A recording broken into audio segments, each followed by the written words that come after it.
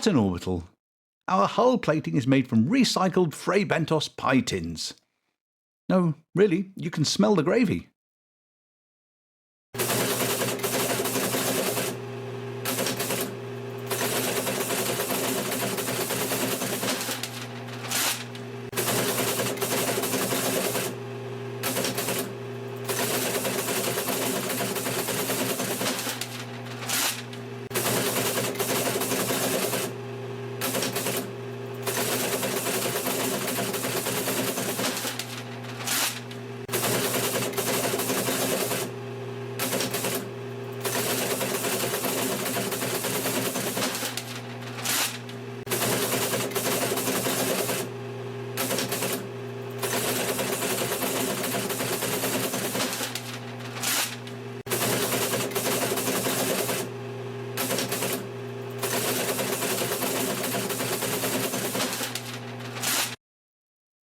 Welcome to Hutton Orbital, home of the Big Aerial, Cubicle 3 and Gusto the Clown. It's Cyber Thursday. Yeah, I know it used to be Cyber Monday, but no one could be asked to do anything on a Monday, so we moved it to a Thursday instead. On Cyber Thursday, we focus on everything cybernetic, robotic, mechanical, automatic and electronic. It's a time when the CRM AE Plus community comes together and celebrates who they are. The day begins with a parade on the parade, followed by lunch, some music, mainly craftwork, base or grill painting, binary storytelling, the Mr. and Mrs. Cyber Thursday competitions, pit stop style servicing, and classic robot movies. Besides all of the activities, it's also a great opportunity to do a bit of networking. I'll move on. The cyborgs that led this year's parade and have already gone past, their red laser eye modules fade into the distance. The horticulture robot Organotron can't make this year's parade. Due to a spelling error, Organotron was sent to Wonders instead. Not sure quite what they were hoping for, but with Organotron's help, many of the staff have cultivated big, healthy bushes. Now we have the industrial units displaying freshly oiled and chromed appendages. Robot Cinema star, the Crushinator is there, and it looks as though she's had a new paint job especially for today. Next are the floats. Floating Cargo Unit 37, an inspirational leader and robot rights campaigner, leads the group and waves at the crowd via an interpreter. Household appliances and office devices make up the largest group, and are in good spirits. Most of them are just pleased to have a day off. Following them is the only human in the parade. Bedecked in a spectacular liveried uniform, they carry something on a small silver salver. It looks like a memory stick. Ah, this is the group representing the financial AIs of the Federation. All of them. Bringing up the rear, we have Mr. and Mrs. Dustees, who make a point of clearing away all of the confetti, discarded wrappers, and small parts which have been dropped by the others. Interestingly, you can always tell which are the Ms. Dustees. They've got a little bow on their heads. Last, but by no means least, we have Event Screen 12B and Big Screen 44, who stand either side of Announcertron 3000. At precisely the correct moment, Announcertron 3000 deploys its speaker units and in a booming voice says... Mics, live.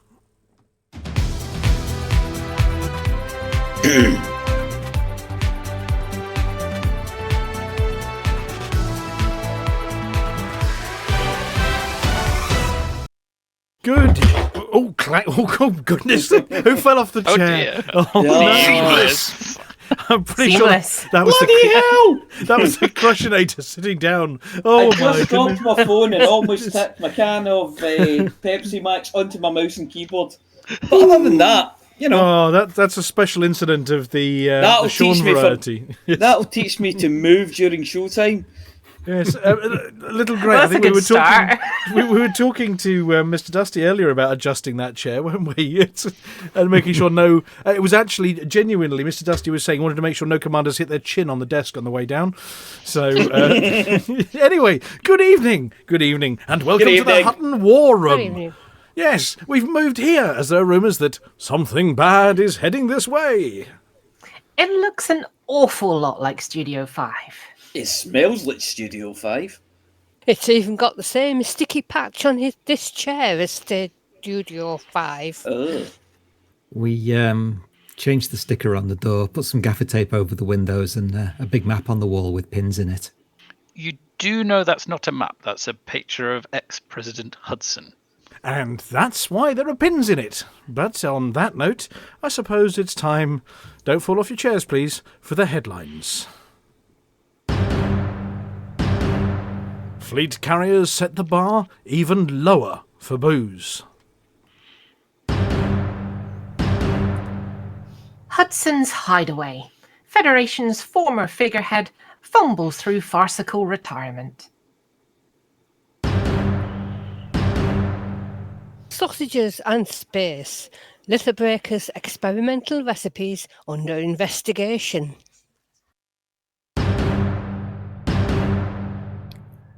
Buck Necked's patchwork generosity. Texan Santa takes to the stars.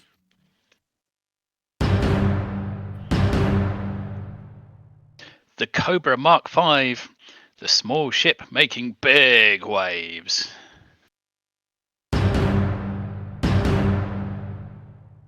And I discuss whether it's time to sit back and just let it all be. For this week at least.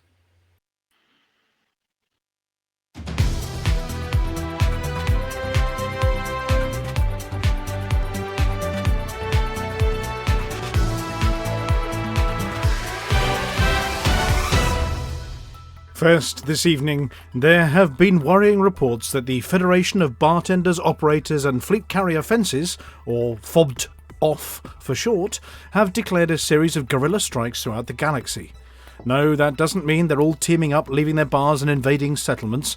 They're deciding that not only don't they want to sell you beer, wine, ale, spirits, apple-flavoured loony juice, brandy, champagne, hooch and moonshine, or even a nice glass of tap water, they are also refusing to trade in goods taken to their bars. They don't want your cat videos or your settlement defence plans. They certainly don't like any trades involving big lumps of metal or weird circuitry, and most definitely nothing that they usually take. But only on your own carrier. Where commanders who have spent their hard-earned billions on buying a fleet carrier would normally expect their crew as part of maintenance charges to do as they're ruddy told, bartenders are quite simply refusing.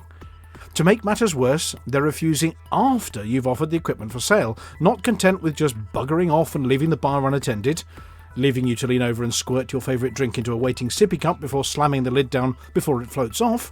They're happy to just stand there with their cloth, polishing and repolishing the shiny surface and greeting you with a smile.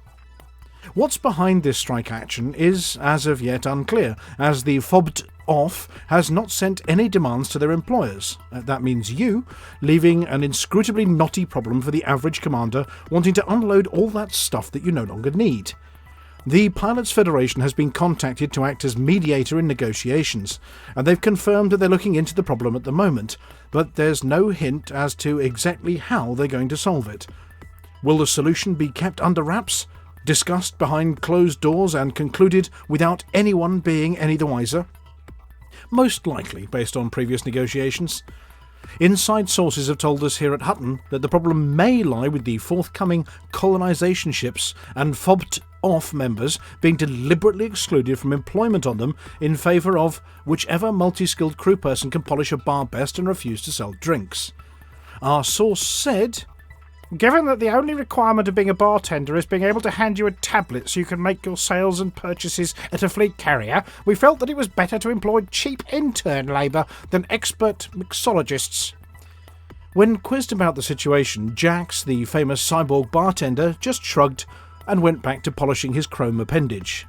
In public, of all things.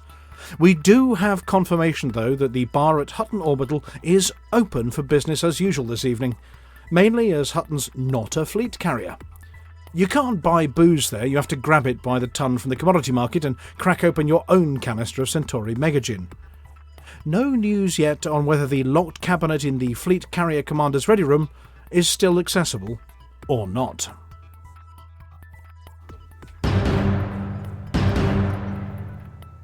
In a galaxy where scandals soar faster than a federal Corvette on overdrive, it seems ex-President Zachary Hudson has swapped his once formidable Federation pulpit for a peculiar post-presidential pastime, gallivanting around Mars in a misguided attempt to remain relevant. Hudson's opulent Martian mansion, dubbed the Hubris Hut by locals, is an ostentatious eyesore perched precariously on a cliffside overlooking the planet's rust-red wastelands. Sources say the estate features 15 fountains, all malfunctioning, a bowling alley, reportedly used only by his pet Lavian poodle, Duke, and a state-of-the-art gin distillery that Hudson himself has been banned from after an incident involving automated bartenders and a poorly worded voice command. The gossip grapevine has been bursting with tales of Hudson's increasingly erratic behaviour. Witnesses whisper that he's been hosting weekly freedom feasts, where invited guests are treated to lavish dinners, while Hudson rambles about how the galaxy never truly appreciated his genius. Reports claim these events are as sparsely attended as they are spectacularly awkward, and the highlight being Hudson's impromptu saxophone solos, dubbed sax scandals by critics. Even more salaciously, insiders allege that Hudson has developed a fascination with holographic reenactments of his past speeches, which he screens nightly in his private theatre. Attendees are said to be provided with popcorn and instructed to applaud at pre-assigned intervals.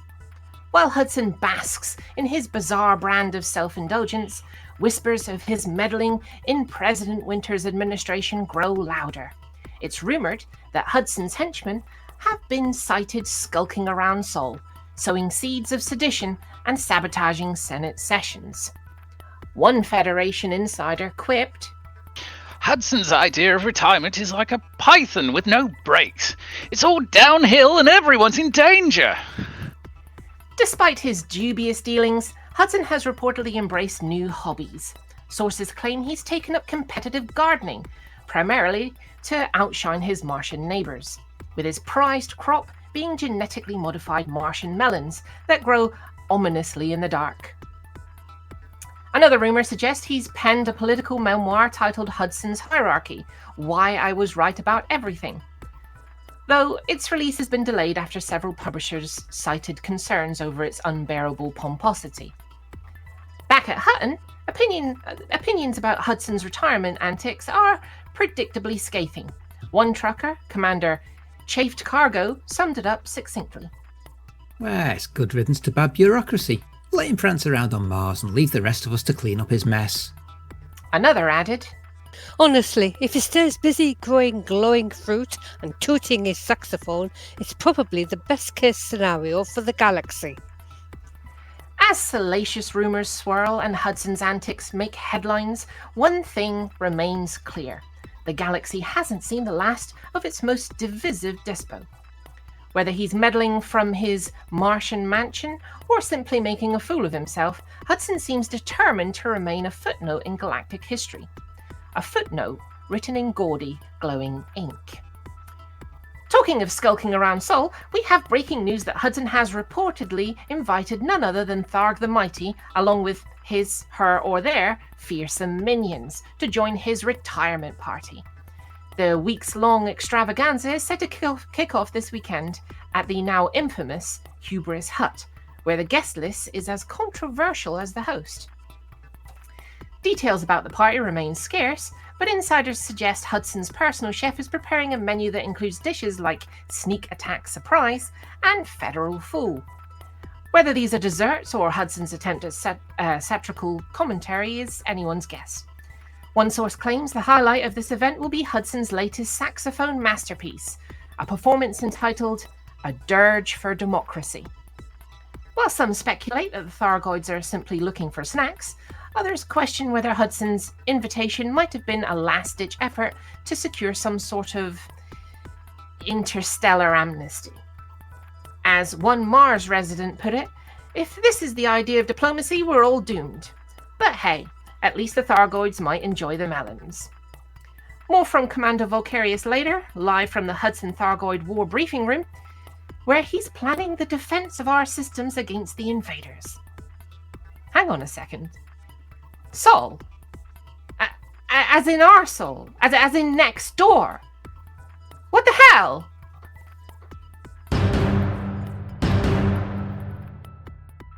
Hutton Orbital has always been a hub of activity, but recently the galley has become a hotbed of culinary controversy. Commander Litherbreaker, known for his chaotic creativity both in the studio and in the kitchen, has once again pushed the boundaries of interstellar cuisine with his experimental Thargoid-infused sausage surprise. The dish, described by one unfortunate taste tester as a sausage with an existential crisis, has sparked a range of reactions across the station. While some praised its bold flavours, like being punched in the face by a nebula, others found themselves rushing to the infirmary for emergency anti-nausea treatments. Litherbreaker's journey into the world of experimental gastronomy started innocently enough. What began as a hobby writing the credits for Hutton's weekly show, complete with tongue-in-cheek recipes for weird and wonderful dishes, quickly escalated into a full-fledged side hustle. Encouraged by his own curiosity and a surprising fan base, Litho published a cookbook titled Breaking Breakfast: Recipes for the Reckless Commander. However, it wasn't long before Litho realised that some of his more ambitious creations needed practical testing. I thought, better safe than sorry. Litho explained. You don't want to put out a recipe and find out that it melts through the kitchen work surface, or worse, grows legs and runs for federal president. Armed with his own boundless imagination and questionable ingredient sourcing, he took to the galley, and the rest is history, or infamy, depending on whom you ask. When pressed on his newfound obsession with sausage making, Litherbreaker offered an impassioned defence of his culinary endeavours. The venerable Toulouse sausage is not just the same anymore, he lamented, leaning dramatically on a cutting board. What's a man to do when all he wants is the perfect blend of pork, red wine and garlic, but Hutton's stores are as barren as a Lavian brandy barrel after Cecil's been through it? With supplies of traditional ingredients non-existent, Litherbreaker turned to improvisation. If you can't have pork, you make do with what you've got. Protein cubes, some fermented algae extract for the tangy wine kick, and a sprinkling of freeze-dried onion. It's all about innovation. When asked about the green glow emitted by his latest batch, Litho shrugged. Happy accident. Adds character, don't you think? The chaos in the galley has forced Nurse Wyeth of the Hutton Infirmary to invent a revolutionary, if unorthodox, device, the masticated sausage extractor.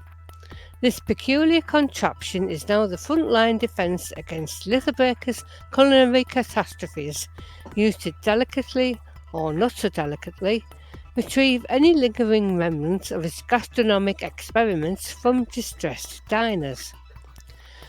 The procedure, described as mildly undignified but entirely necessary, is followed by a full gastrointestinal flush, the application of a cold sponge to the forehead, and a few well-placed there's to restore the patient's composure.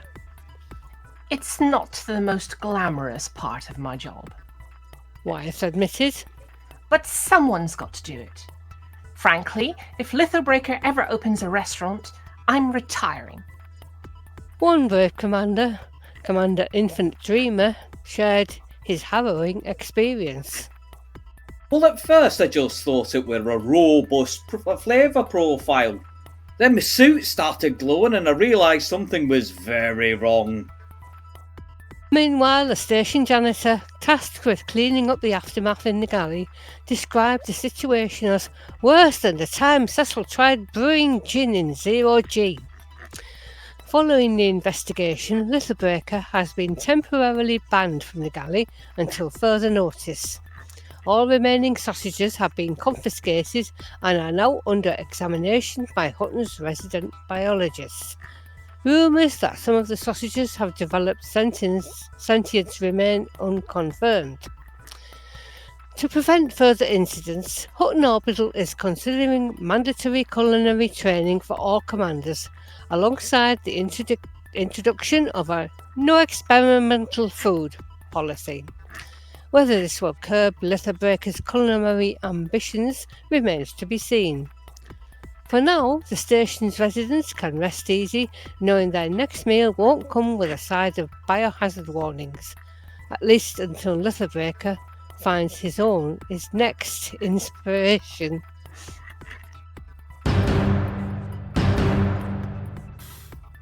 The corridors of Hutton Orbital have been buzzing with stories of Buck Naked, spokesperson for Lake on Spaceways and infamous escapee from the Hutton retirement home, whose latest exploits have combined generosity, eccentricity, and just a hint of chaos. Known for his minimalist wardrobe, relying on strategically placed Hutton flight patches, Buck has taken it upon himself to deliver these cherished badges across the galaxy, earning him the nickname of Texan Santa. Reports indicate that Buck's vehicle of choice is an old Type 9 that's seen better days. Covered in a mosaic of duct tape and decals, the ship is unmistakable. Its engines emit a throaty growl, likely the result of some dubious engineering tweaks, and the cargo bay is stuffed to the brim with crates and patches. Despite its weathered appearance, the ship has proven surprisingly reliable. The rumours suggest the interior smells distinctly of fried onions and engine grease. Buck's mission is simple: to share the spirit of Hutton with every corner of the galaxy. His patches have been sighted on jackets, flight suits, and even ship's consoles as a mark of pride among the trucking community. One commander, Steve King, recounted his encounter with Buck. Well, I was in the docking bay at Fort Mugg when this madman strolled out of his ship grinning like he'd just conquered the galaxy. Before I knew it, he slapped a patch on my chest and said, "Welcome to the club, kid." Then he hopped back in his ship and blasted off before I could even thank him. It's the most Hutton thing I've ever experienced. Of course, Buck's penchant for au naturel attire has raised a few eyebrows. While the strategically placed patches spare him from complete scandal, his patchwork ensemble, or lack thereof, has become a topic of debate. Some see it as a quirky charm, while others call for Buck to adopt a more traditional flight suit. One station janitor, tasked with cleaning up after Buck's visit, shared their thoughts. Look, I don't mind the guy. He's generous, and he's got spirit. But when you got to sanitize a chair after he's been on it, well, let's just say I'm all for mandatory clothing regulations.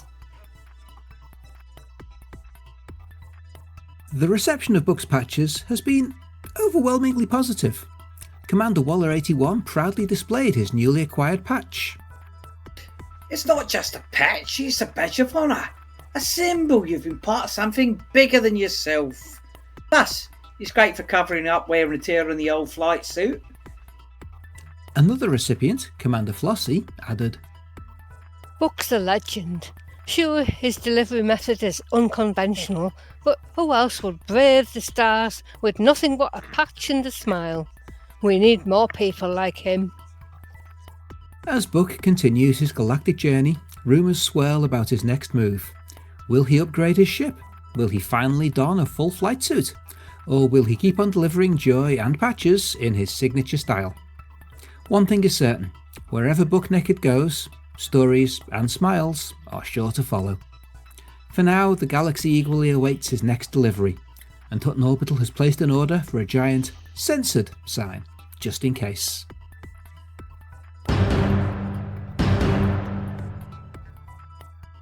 The galaxy's most anticipated ship, the Cobra Mark V, or is it Mark V, has been revealed.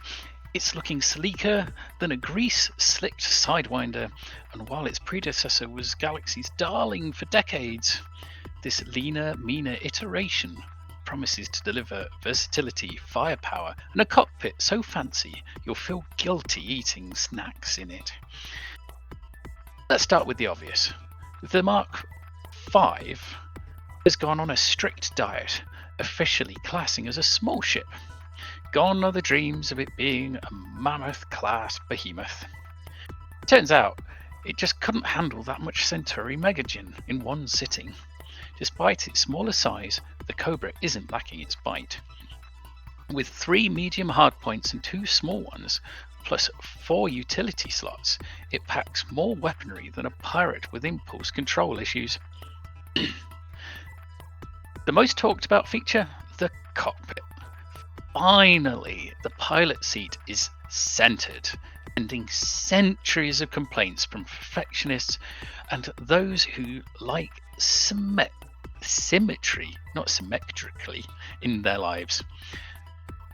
2 multi-crew seats flank the commander, ideal for crew members or unwilling hitchhikers, plus the improved visibility means you'll have an unobstructed view of your impending insurance claim as you forget to retract your landing gear.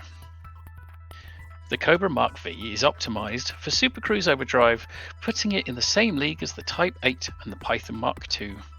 Whether you're rushing to a community goal or, well, actually you're not rushing to one of those as there aren't any, sad face.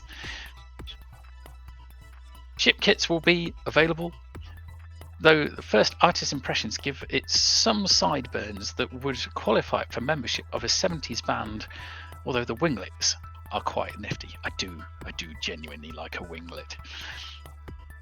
If you just want to make a dramatic entrance in a starport, then get the Cobra Mark V. It gets you there faster and with a slightly smug grin on your face. Falcon de Lacy engineers insist that it's a game changer, though we suspect they are relieved to finally stop talking about the Python Mark II. In other news, the Cobra Mark V multi-role potential fits nicely with the galaxy's latest craze: colonization. For those who are wondering why they existed in the first place, given that you can jump perfectly normally to systems without them, nav beacons now have a purpose and explanation as to how and why they are there. They serve as a galactic equivalent of planting a flag in a newly claimed system. A big broadcast beacon that says, "Mine! Mine! Mine!" loudly to any passing ships. Oh, here! Here! To colonization ships even, you've spent billions on, and act as a data relay to your own ship so you can keep an eye on things. From first deployment, it's a rinse and repeat exercise. Number 1, deploy a giant colonization ship with enough landing pads to double as a parking lot. Number 2, ship the materials for your first starport and don't forget the pub. That's a bar for you night shift. 3, build more outposts. Roller coasters, mining facilities, tourist traps are recommended. 4, establish a zoo, because who doesn't want to live alongside llamas, aardvarks, and other animals with delightful double letters in their names? Looking at you, raccoons and moose. Or is it mooses or meeses or moosai? Meese. I like meese. And naturally, Hutton's thrown its hat into the colonization ring with a truly ambitious suggestion, a Hutton Orbital Dyson Sphere. We appear to be obsessed with those at the moment. Picture Sol surrounded by a giant golf ball with holes in it. Why? Because why not?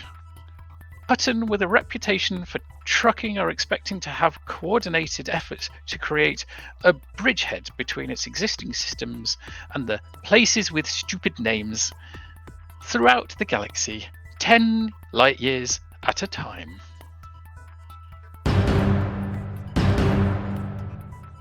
We have breaking news from Aegis and the Pilots Federation coming in at this very moment. It appears that Thargoids have hacked into combat systems and taken enhanced AX missile racks fitted to all ships offline. Actually, correction coming in over the airwaves.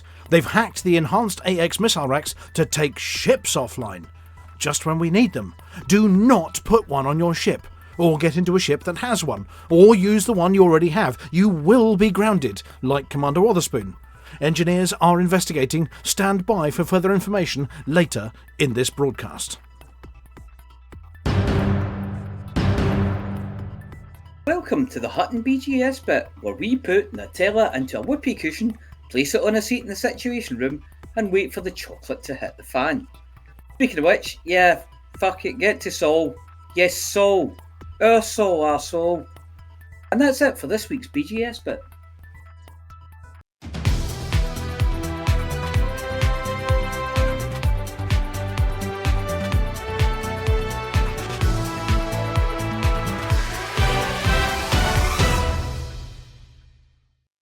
And there we go. Breaking news, and I can't believe you trimmed that. I even added specially to that extra bit. Oh, dear. All the stuff about Power Play 2 and unintended consequences. Oh, No. It was as soon as Amelia said "arsehole" and it sounded like arsehole, and I went, "Oh, I know what I'm doing." You're just telling everybody just saw it. Yes. Yeah. Are you making fun of my accent? No, I'm making fun of the things you said. It doesn't matter about the accent. Anyway, we've got a full studio here this evening, and even fuller than full studio. We've got everybody here, and spare as well. Yes. So yes, we have Amelia. Good evening, Amelia. Hello. I'm not going to ask you any questions because we can do that in the green room bit. Oh, by the way, it's a green room week, which means if you want to say hi to us, yeah, I know, come by to the green room over on TeamSpeak later. We'll tell you about that in a minute. I'm going to ask Flossy to tell you about that in a minute. Anyway, yeah, we can have a proper chat then. We've also got the apology officer. Hello. Who makes no apologies for truncating that last bit and catching me on the hop. No, I certainly do. Or not. Yeah, I sent a message in the chat.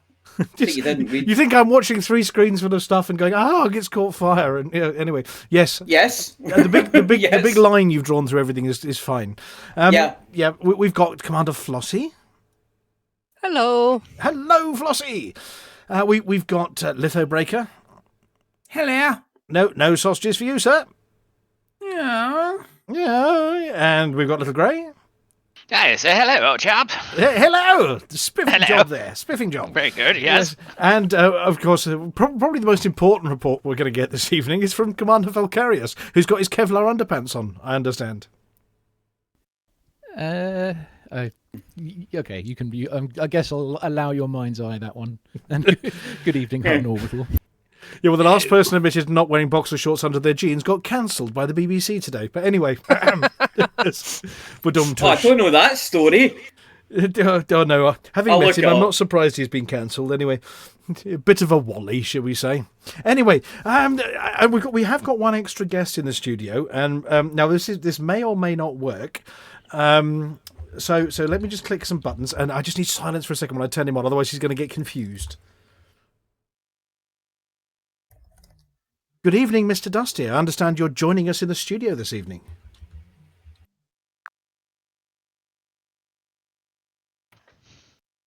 Good evening.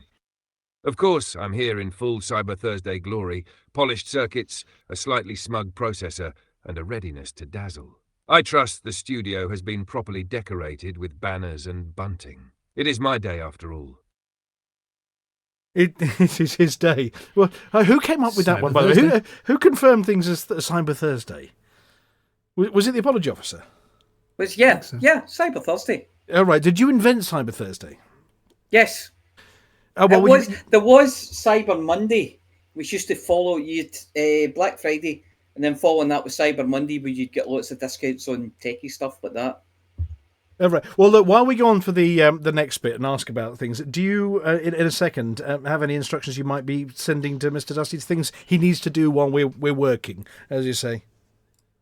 No, I think it's a holiday for Mr. Dustee, really. Okay, well, we could ask. Oh, go on then. Do you want to ask him a question? Oh. Hello? Have we lost me? Have we lost the apology officer? Uh-oh, they've fallen off the chair again. Hang on a second. But who will apologise? Uh-oh. Well, I'm not doing it. I'll get unionised.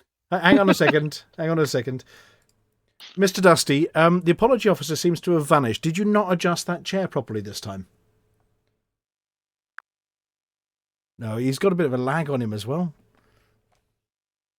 I swear I calibrated the chair perfectly. If the apology officer has vanished, it's surely not because of a sudden launch sequence, unless someone pressed Fader 3 again. I'll do a quick scan for any high-velocity ejections or suspicious escape pod launches. In the meantime, shall I prep an apology for the apology officer's disappearance?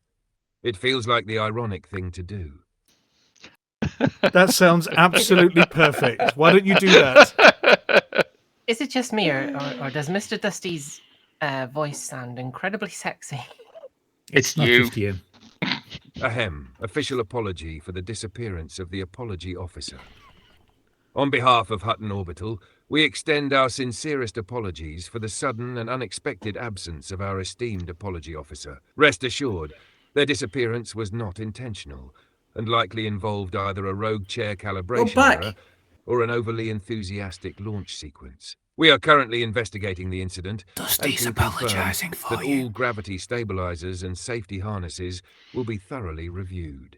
In the meantime, please accept our heartfelt oops and know that we are committed to locating the apology officer post-haste, or at least their whereabouts in orbit. We thank you for your understanding and patience in this delicate matter. For the mug, how's that? Should I broadcast it immediately, or add a comedic holographic animation for emphasis? You already have, Mr. Dustee. Mr. Dustee, it's Mia Harkness, the apology Now, officer. hang on a second. I need to just flick a switch back again. 3, 2, 1. Right. Let me win. Oh, Sorry, no, Mr. I'm Dust- having issues right now. no, he was waiting Could for not you. You're not the understand only what one you that's said. having issues. Mr. Dustee, it's Mia Harkness, the apology officer.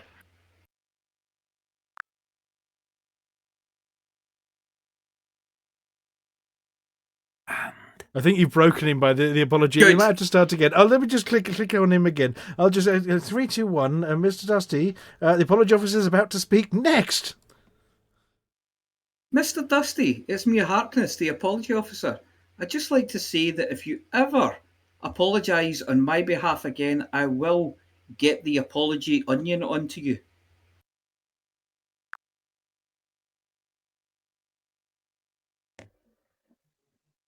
Oh dear, I think you've upset him now. Oh, good. Noted.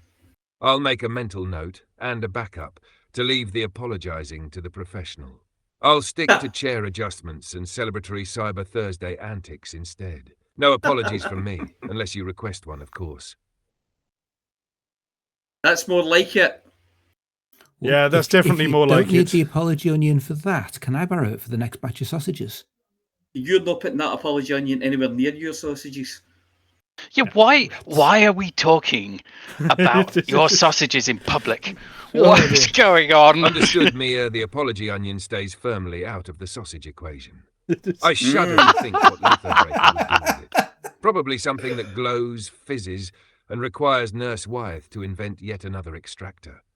Let's keep the onion where it belongs, in the toolkit of diplomatic culinary chaos prevention. Right, that's enough, Mr. Dustee. You can stop now. Okay, well, thank you very much. Yeah, Mr. Dustee's suffering a bit of lag today, but we thought, as it is Cyber Thursday, we ought to break out to Mr. Dustee. You can actually hear us talking, which is quite creepy.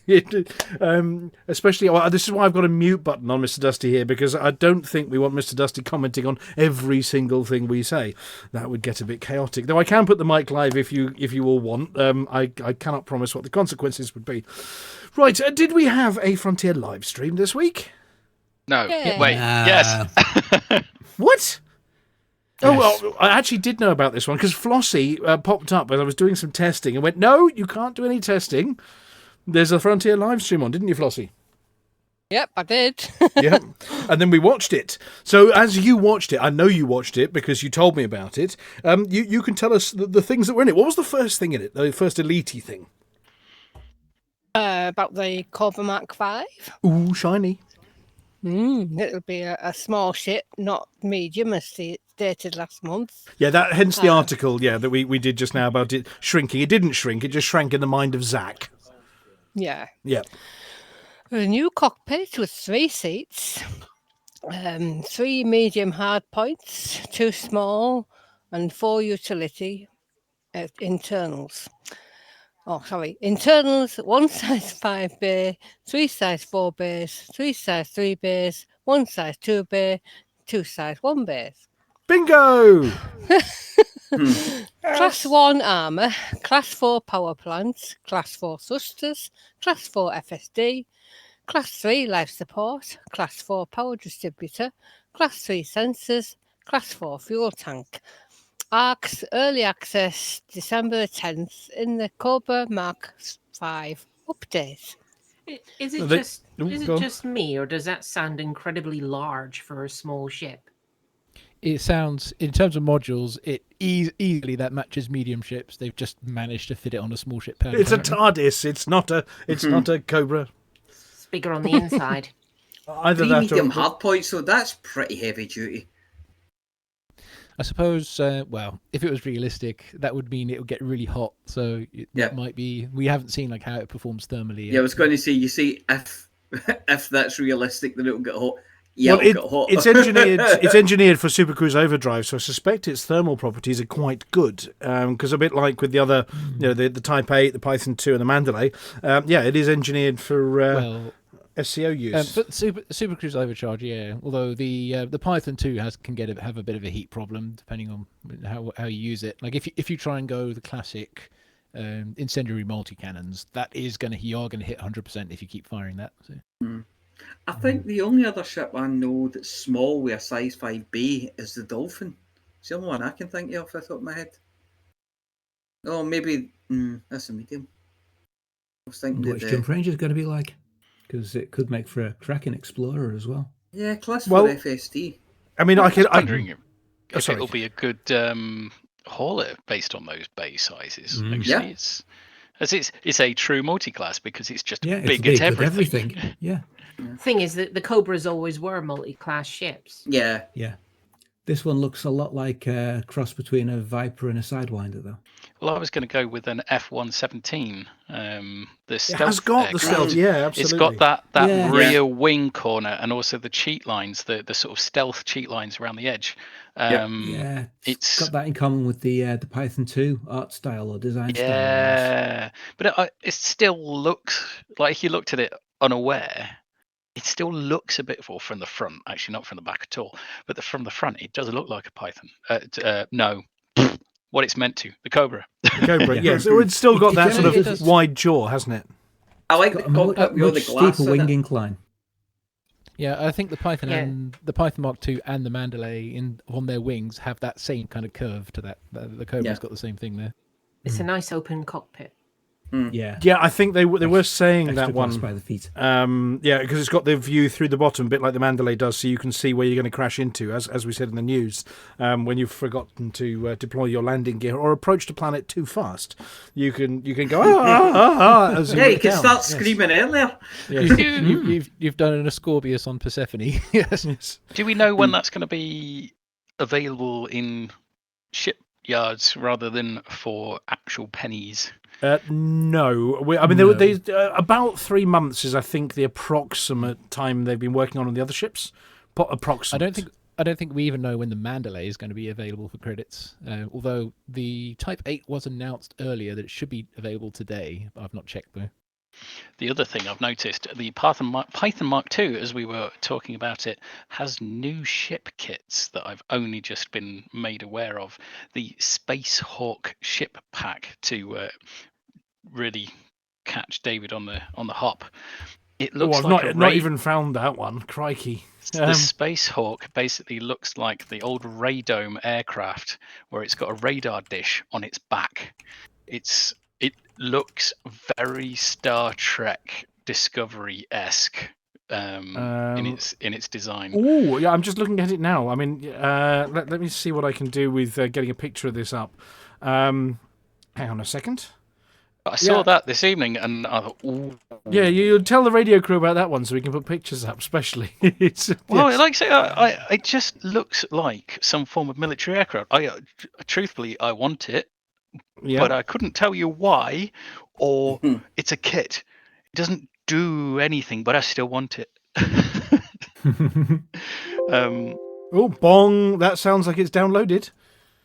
It might have done. Badong. We may have an image coming up. Any hour now after I do an emergency piece of. I don't know. Helping! Sorry, David.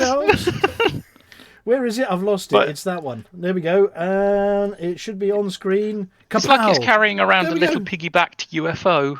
There we go. For anybody who isn't There it aware is. of what... it's a Oh, pretty yeah. looking thing, isn't it? Like. But do you see what I mean? The wing tips, the winglets, love a winglet, are just like On the cell. Star Trek Discovery. That's they- turned they're into a bit of an. nacelle-esque. That's turned into a bit of an Ewoks, hasn't it? Yes. Yes, And for- AWAC, yeah. For only 16,800 arcs. Yeah. You too can have a big That's ground gained thing some on little your roof.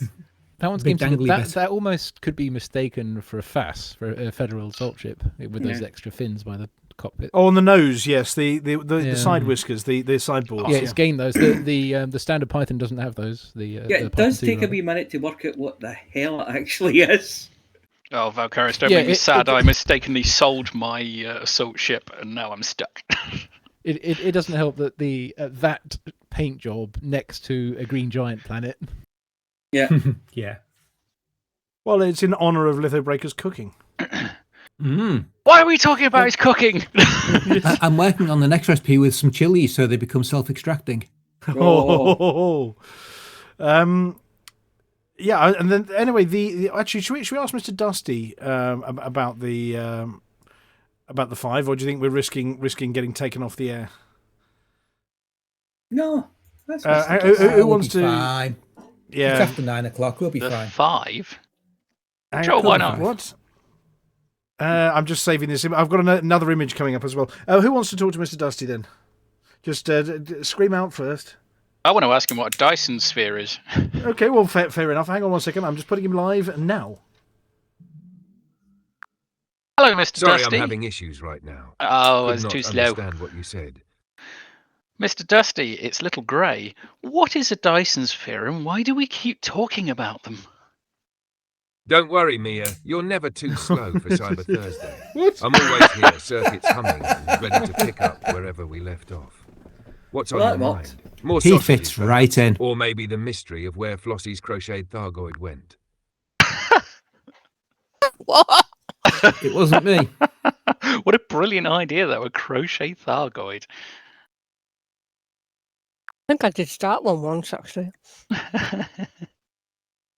Shall I try Isn't again? it just Flossy's creativity knows no bounds, so why not a crocheted Thargoid to her arsenal? Joking. Picture it. Soft, on cuddly, earth and just is going on menacing now? enough to keep Seamless. Cecil out of danger. You've It broken could it. even double as a stress ball for commanders facing Thargoid incursions. I'll suggest it to her. Oh, what on unless earth you is fancy going on now? claiming the idea is Astrology your and own. magic, David. Imagine what? the fame. Mia Harkness, inventor of the galaxy's first plush Xeno. We're getting audio feedback from somewhere. It's all gone wrong, Mr. Dustee. Quick, stop. What on earth? Where's that audio coming from? Eh? Okay, we're getting audio feedback from somewhere. Who's got audio coming through? I can hear it, yeah. Me. He chose Noah, a righteous and blameless man, to build an ark and save his family and a pair of every kind of animal from the coming cataclysm. The story of the Watchers and the Nephilim in the Book of Enoch is similar to, but also different from, the story in Genesis 6. What's going on here? Hang on a second. It's not Litho. Is it Amelia? No, it's not Amelia. Is it you, 21? Have you got a tab open? No, there's no tabs open with any audio playing. It's Mr. Dustee. Kill it with fire. What on earth is going on? Hey? Hey? There is nothing close to You're this listening audio. to a I'm not. religious podcast. No, I'm Somebody not. is. Let's mute everybody in the channel on. and work out who it is. No, Litho there's- is it's- making noises. It's not there. It's not there. I've got every window shut now. Hang on. The Watchers and the Nephilim story is fascinating and complex, revealing many secrets and mysteries about the I've got no windows open. What on earth is going on? Also raises many questions and challenges for our understanding of the nature and Right, where's this coming from? origin and extent of evil and the relationship between God and humanity.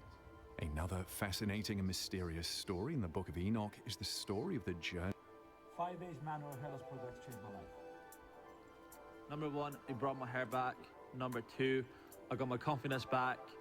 3, it had a positive impact on my relationship. 4, I didn't go to Turkey for a hair transplant. And number 5, I saved money. What are you waiting for? Shop now. I saved.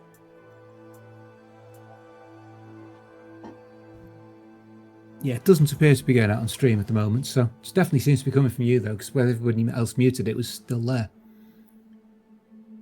So I think Dustee's been spamming stuff in. I enjoy the idea of AI Jesus. Wrong time of year for of that. all things. Okay, it appears to Yeah, have it's stopped gone. now. It's I don't know gone. where it was coming from, but it's now stopped. So let's We- talk Nephilim, the unholy I- offspring of This is- angel and human. What?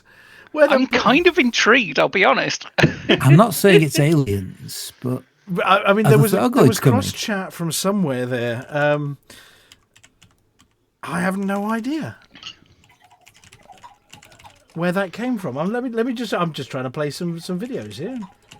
Where that came from? I'm just trying to play some videos. Oh no, I've got sound feedback. Where that came from? I'm just trying to And play. again. It's all It's caught all fire. going It's terribly gone wrong. wrong. This is the Oh. most seamless episode we've had yet, isn't it? Well, This is no, brilliant. number one, I have no idea what that content was. Number two, why was that playing when I just put a picture of a type doodah up?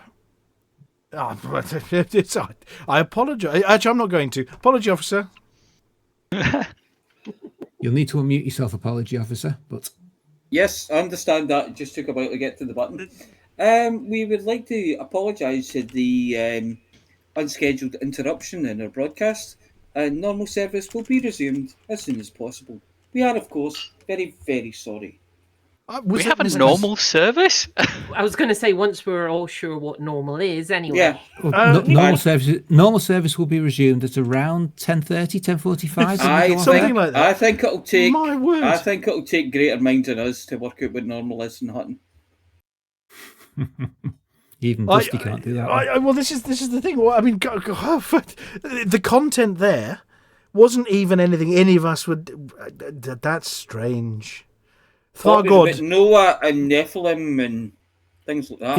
It was either genuinely religious or it was some sort of fantasy book based on pseudo-religious mythology. Yeah. No, it was a truly It scriptural was genuinely, thing.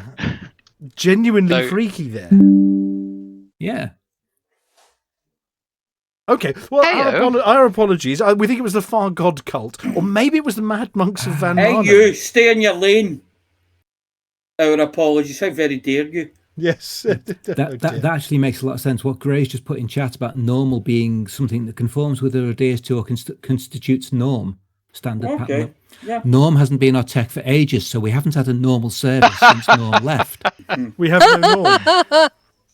Well, just give That me 1 second. explains it. I'm just going to ask Mr. Dustee what on earth was happening there. Hang on a second. Mr. Dustee, we had an emergency break-in on the audio there from some bizarre religious service that we had nothing to do with. Were you tuning into the Far God cult or the Mad Monks of Van Marnen for some reason? No, it definitely said God and not dog. What? I blame the girdlers. Me tuned into the Far God cult or the Mad Monks of Van Marnen? Preposterous. I was probably adjusting the frequency to scan for rogue Thargoid transmissions, purely for defensive reasons, of course. If a bizarre sermon made its way onto the airwaves, it must have piggybacked on my signal sweep. That said, the Far God cult does have some catchy chants, and the Mad Monk's wine recommendations are oddly excellent.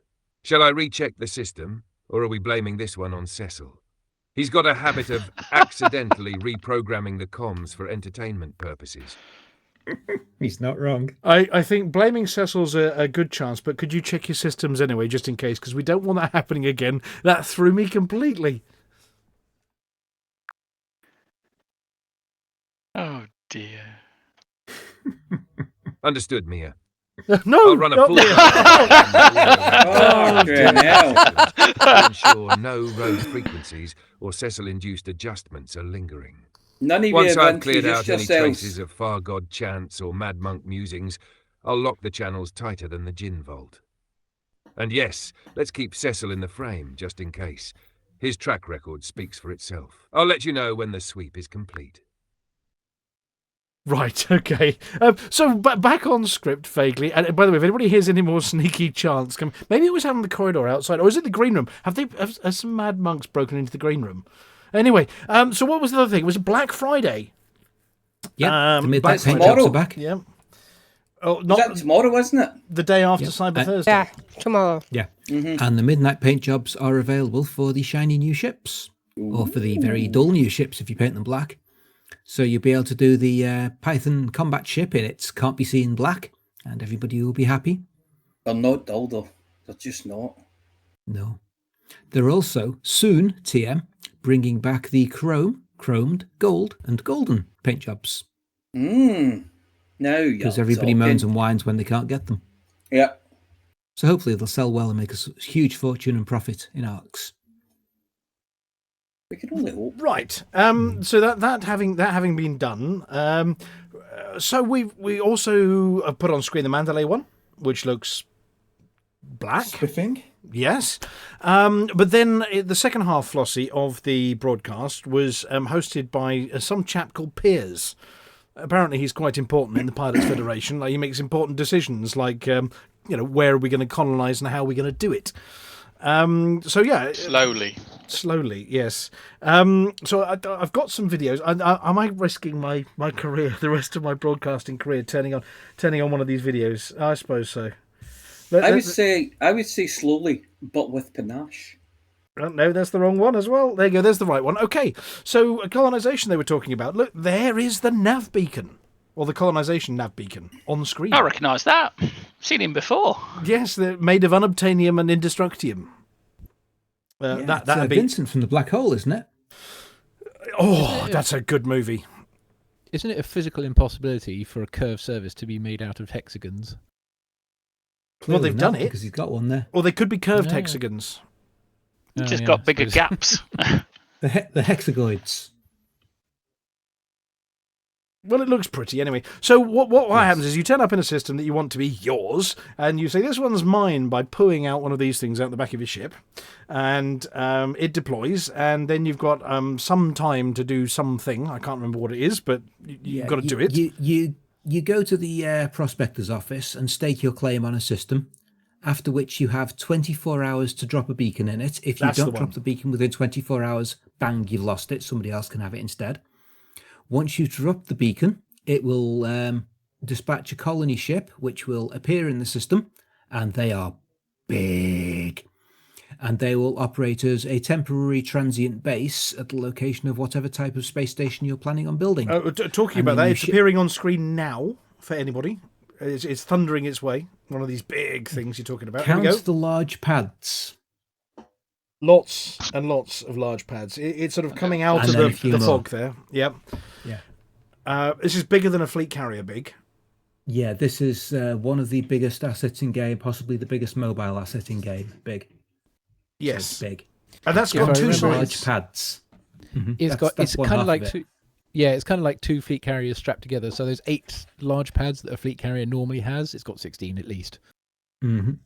So then you get another fixed time period to ship in a metric buttload of whatever the station needs, depending on what type of station it is and what you're going to be doing there.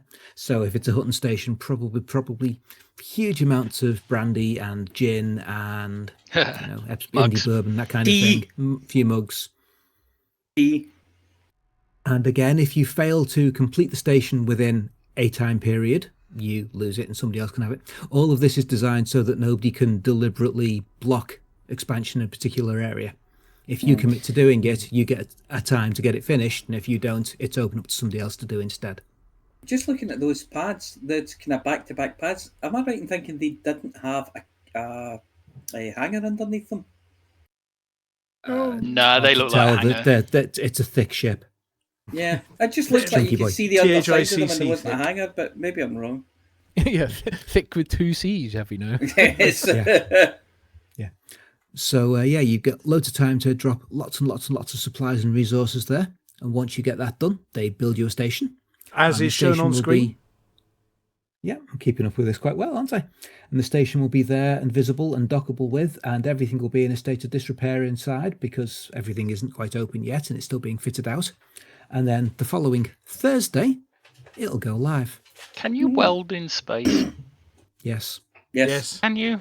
Really? Yes. I thought you needed the gap. I thought you needed the air Oh gap no, to transmit. you've got different kinds of welding. You see, you got your arc welding and your TIG welding, and your and your MIG and TIG welding. Yes, I can do all of those, but I thought they all needed air.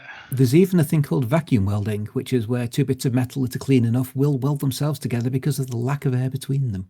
Ah, no, that's friction welding. That's No, vacuum welding. Just they are so close together that they become one piece of metal. the machining on that must be insane. Yes. Well, anyway, once you've done that, you can then you've got your first station. You become the system architect, and it's your system forever. And once you're the system architect, nothing can take that away from you. Power play can change, BGS can change, but you will still be the system architect. Because isn't Lael Wolf called architect? Isn't Lael Wolf called architect Lael Wolf? In her new name, she used to be progenitor, but she's now architect. Yeah, she's an architect now. Yeah, that'll be why then. So you can decide to build new stations, be they outposts or small stations or big stations or whatever. There are restrictions on what you can build, so you can't just go straight to, I want to build an Ocellus, so you need to build up to it. The size of the station varies with what you can bring into it to actually make it work and stuff. And planetary stations are a little bit different, because rather than being told, here's a list of the 6 places that you can put a station in orbit around, they say, pick a planet, pick a place, anywhere you like. Just like that, on screen. Here we go. And you can stamp one down on the planet. Just like that. Anyway, and you can stamp that on top of a complex on a hill. that's already there. No. There's probably restrictions on proximity. Anyway, and it puts down loads of boxes first, and then once again you deliver all the stuff, and then so this is a bit like an in construction space station, but it's an in construction. Alec Turner got a call out at this point in the stream. Yep, and Tokyo you can doesn't choose look like a racetrack at all. You can choose what kind of thing it is. So it could be a mining one, or it could be a tourist one, and that will affect the economy of the system. So if you put down loads of tourist traps, then it becomes a tourist economy. If you put down loads of mining ones, then you're creating a mining economy. But if you put down mining ones and it's got no natural resources, that'd be a bit foolish. But equally, what you put down and what the economy becomes controls what's going to be available at all of the starports for export. So if you're trying to do 10 light-year hops to the opposite side of the galaxy, you're going to want to be putting down stations that build economies that make the stuff that you're going to need for your next station 10 light-years further along the line. So no one's going to do tourism ever? Oh, they probably Apart will, from us, they'll make the money that pays for it. But there's a lot of infill in the bubble to do. Now, the thing is, this is going to cause severe consequences for Too Hot, Too Messy. Oh, no. Oh, no. Is it not? It certainly is. 100,000 commanders just increase the number of stations in the bubble by 100,000 all of a sudden. Every 10 light years. Maybe there's a rule. Oh, no! He's disappeared out of the channel. We deleted the... Oh, no, we've deleted Valkyrie. No. We can't delete him. He's coming up soon. Right. So that's colonisation. Lots of pretty pictures on the screen. I've no idea what chat is saying about it. Like it, don't like it. There's the usual moaning on the forums. Flossy, you occasionally glance in the forums about people saying, well, this is rubbish because everybody else who's got loads of free time is going to claim everything. It's not fair for those of us that play once every 3 months. Sorry about that. I think there should be a rule, though. So for Too Hot, Too Messy purposes, architects have to mug and gin their own sodding stations. That's fair. That's absolutely fair. Yep. Our architects are immediately responsible for their own. Don't come running to us. Yep. Yes. You are responsible for the welfare of the entire crew. Okay, so then not only was that news, but Flossy, they did say something was free. Free's good. What's free? Oh, the base game. Elite base game. Yes. It's not a game, it's the Galaxy. The base. The base simulation. The base simulation, there you go. Yeah, absolutely. The base flight control system for your PC. Your pilot's license is free. It's the Amazon Prime Gaming, so you need to be an Amazon Prime member to get it free, is giving it away on Epic again. So if you got the free Epic copy last time when it was free on Epic, then you've already got it, so you'd need to set up another Epic account to get another free copy. but it's free on Amazon Prime Gaming if you want another copy and you haven't already got a free copy on Epic. Thanks for Confused? Right, You will be. I'm very confused. Anyway, the closing line, which we know all about now, which we can mention, was Arthur saying a particular line. If you thought the Thargoid War was coming to an end, you'd better stay tuned to the socials tomorrow, which is today. Today. And what happened? There was news. Soul sucked it. Yeah. Well, Volcarius can have first dibs on that news, I think, in Volcarius' bit, in a bit, as they say. Okay, so that was a very, full Frontier live stream. No roller coasters, no zoos, no dinosaurs, just lots of Elite. I was about to say, like, what they're building there is getting awfully close to Planet Coaster in Elite. Yeah. Yes. Thought that would have someone putting them down. Sounds good. Interestingly, they've stolen a move on that other space game simulator who announced that they were going to be doing base building, but theirs wasn't going to be out for a couple of years yet. But you can buy it now. No. Yes. Yes. Yeah. Hang on. If they say it's a couple of years away, I think I might be retired by the time it gets out. You can play it all the time. Right. I'm going to leave that. There you go. Cobra Mark 5 on screen. It's time to mention the green room. But Flossy, if people do want to join us in the green room later, as we have one person waiting already, how does anybody join us in the green room later? They go to ts.forthemug.com, which is a server, not a website. Yeah, well, no, you go to in TeamSpeak. That's the server. In you put in. TeamSpeak, yeah. That's the server you put in, in TeamSpeak. And once you get into our TeamSpeak, have a look for the green room, go there, and then we'll either join you there or drag you into our room, where you'll be able to talk to us all. That's the one, and we can do that later, and we may or may not get Mr. Dustee to interview you. Okay, so it's time for... hang on a second. Is this? I swear, I'm going to push this button, and we're going to get, I don't know, some kind of monk chant coming out of the machine instead of the usual. Well, let's give it a go.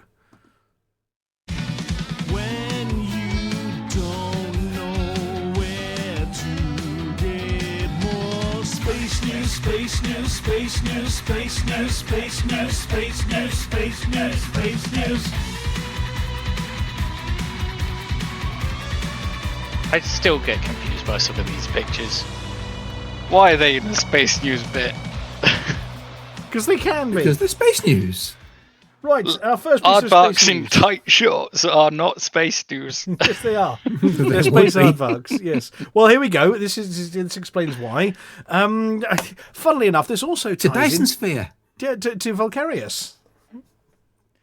And what's been happening, because according to the news, the fastest moving stars in the galaxy might be piloted by intelligent aliens. New paper suggests, no shit, Sherlock. We've seen them. Well, yes. well, they might not. My other new paper counter suggests. So definitely, what? Thargoids aren't piloting stars across the galaxy. Okay, maybe they're not stars. They're just titans. Anyway, there's. To show how absolutely solid an article this is, to quote from the write-up about it, in a recent paper, Clement Vidal, a philosopher at the Vrije University Brussels in Belgium, That's the pointed first out problem, that philosopher. Sorry, carry on. pointed out that most stars are not solitary but rather belong to binary systems. This means we might be missing half of the potentially artificially accelerated stars. Even better, binary systems offer many advantages over their solo counterparts. Vidal wrote in his paper, which has not been peer-reviewed or published in a scientific journal. So bunker. So it's basically written by a philosopher, and it's a random rambling of a hypothetical, hey, this might happen. What amphigoral articles are we allowing on the broadcast this week? Well, it was Same from a as normal, reputable basically. website. Anyway, All of it. Okay, let's go for a really... It's by a reputable journalist. Paul Sutter's quite a well-known space and astronomy and physics journalist. It's which sci-fi. is why he pointed out that it's... total sci-fi. Right. Well, the second one's a bit more down to earth, quite literally. Page not found. Even better. There we go. We've got we've got a news story about page not found. I'm really having a good week this week, aren't I? I've got a second is that link Paige for Harvey? you. Here we go. A Japanese rocket. It go pop. It went pop. There you go. There's a picture of it going pop JAXA again. go boom, JAXA. Yes. Yeah, they've had a habit of doing that recently, haven't they? A second one they've had of this, and their strapline here is: "We can learn from failure. We will take advantage of this opportunity to develop a more reliable rocket." Yes. Is it a rocket or is it a firework? Because if it's a firework, it's very successful. No, fireworks go up. Oh, okay. Well, this was never expected to go up. It was a test firing. I think that one went up in flames. So. Oh, was it another static fire test? That's what happened last time, wasn't it? Yes, it was. Their static fire test became a fire test. Yeah, that's why they did another one. Yeah, that was the one that did go up suddenly and unexpectedly, wasn't it? Took off the launch pad with it. We've got a picture. Have we got a video? Have we got a video? No, we don't. Yes, we do. We've got a little video of it going boom. Hang on. I'll leave the sound on. Here we go. It better not be. It's 5 hours long. There we go. 5 minutes long? No. There is it. It's still there.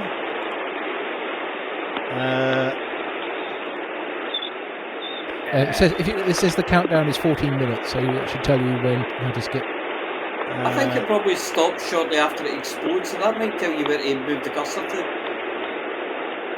I'm going to mute that so we can just watch it. The trouble is the controls aren't letting me do the thing. So there we go. No, it's not letting me go forwards or accelerate. It's just going to count down for 40 minutes in the background. That's very boring. It's going to go boom, and I can't control it like they can't. So yes, that one went boom. So you're a rocket scientist? Yes. What went wrong that with it? don't impress me much. No. How did their boy? And went boom. Yes. Well, here's one that didn't go boom, but they got a bit worried it was going to. Apparently, Russian rockets smell bad. Oh, this one certainly did. Yes. They actually have a nose on them that can smell things. No, they have a propellant leak on board that leaked into the pressure vessel. In that case, Russian rockets stink. They do not smell. Yes. Oh yeah, it stank. It stank so bad that they had to immediately reclose the hatch between Progress, whatever number it was, and the space station, and turn all of the air conditioners on. Oh wow! The closest to opening a window they could do. All of the air purifying systems, both in the Russian and American systems, were running double duty. Oh, Absolute that would be the flat time out. for the Americans to say, well, you know how you've invaded Ukraine and you're not talking to us? You're not getting our aircon systems. Open the hatch. Well, open the hatch, but not only was there a bad smell, there were small droplets as well. Yeah. And they had to... They wouldn't want to run the chance of it being something combustible. Mm-hmm. You know? So, yeah. Either flammable or inflammable. What's with that? Yeah. Yes. Either or would have been bad. So yes, not good, and of course you can't exactly escape from it. It's like put your spacesuit on and go and hide in the far corner and flush all of the air out of the airlock. Is probably just about. I say we blow it out of the airlock. Yes, worked for Ripley. Absolutely, or take it off and nuke the entire thing from orbit. Right, the next one somebody else put in a fast-forming. They didn't. What? Rather didn't nuke from orbit. We're the ones that are orbiting. Oh bother! Yes. Well, only certain bits. I don't know. Like Point Nemo. Those poor dolphins have probably learned to avoid it by now. They're intelligent. Probably. So fast-forming alien planet has astronomers intrigued. Okay. That looks like a picture of someone having a space accident. Well, I don't know how to follow that. What do you say after that? Make a brown dwarf gag. Yeah, it's not one though, but it's a planet that has formed extremely quickly. Apparently, extremely quickly is 3 million years. That is quick. That is hella quick. Well, I didn't get the time to work out how long a planet normally forms. But this planet has formed well within, what is it, human? No. How long have humans been on the planet? 10,000 years. Not 3 million years. No. Dinosaurs. Probably Dinosaurs. in relative human form for about 1 million years. Well, we can ask Mr. Dustee that one. Hang on a second. I'll just ask him whether he knows what was happening on planet Earth 3 million years ago. Hang on a second. Mr. Dustee, it's 21 here. I was just wondering, what was happening on planet Earth 3 million years ago? He's thinking. Ah, 3 million years ago on Earth, things were quite the scene. You had the Pliocene epoch in full swing, with early humans, specifically Australopithecus afarensis, roaming around East Africa. Think Lucy and her friends taking their first tentative steps toward bipedal brilliance. Meanwhile, the planet itself was a mix of lush savannas, dense forests and cooling climates as the ice ages began to loom on the horizon. Woolly rhinos, like giant Wales. sloths and saber-toothed cats shared the stage with a host of other fascinating creatures. And let's not forget Earth's tectonic drama. The continents were still shifting, setting the stage for the landscapes we know today. A far cry from Hutton's metallic halls and the galaxy-spanning chaos we're used to now. Does that spark any galactic comparisons for you? Well, that wasn't bad. There you go. That's exactly what was happening 3 million years ago. Yeah. I forgot about Australopithecus, actually. Australopithecus is considered the earliest relation to mankind. Yeah. And they did call her Lucy, the one that they found. Yeah. So while we were sort of walking around with no clothes on, our earliest ancestors, this planet wasn't formed, and now it is. Yes. Right. Okay. So what do we know about it? Is it big? Is it small? Is it what kind of planet? Gas planet? Is it a rocky world? An icy world? I mean, we're used to seeing them on our FSS scanners. It is an infant world, estimated about 10 to 20 times the mass of Earth.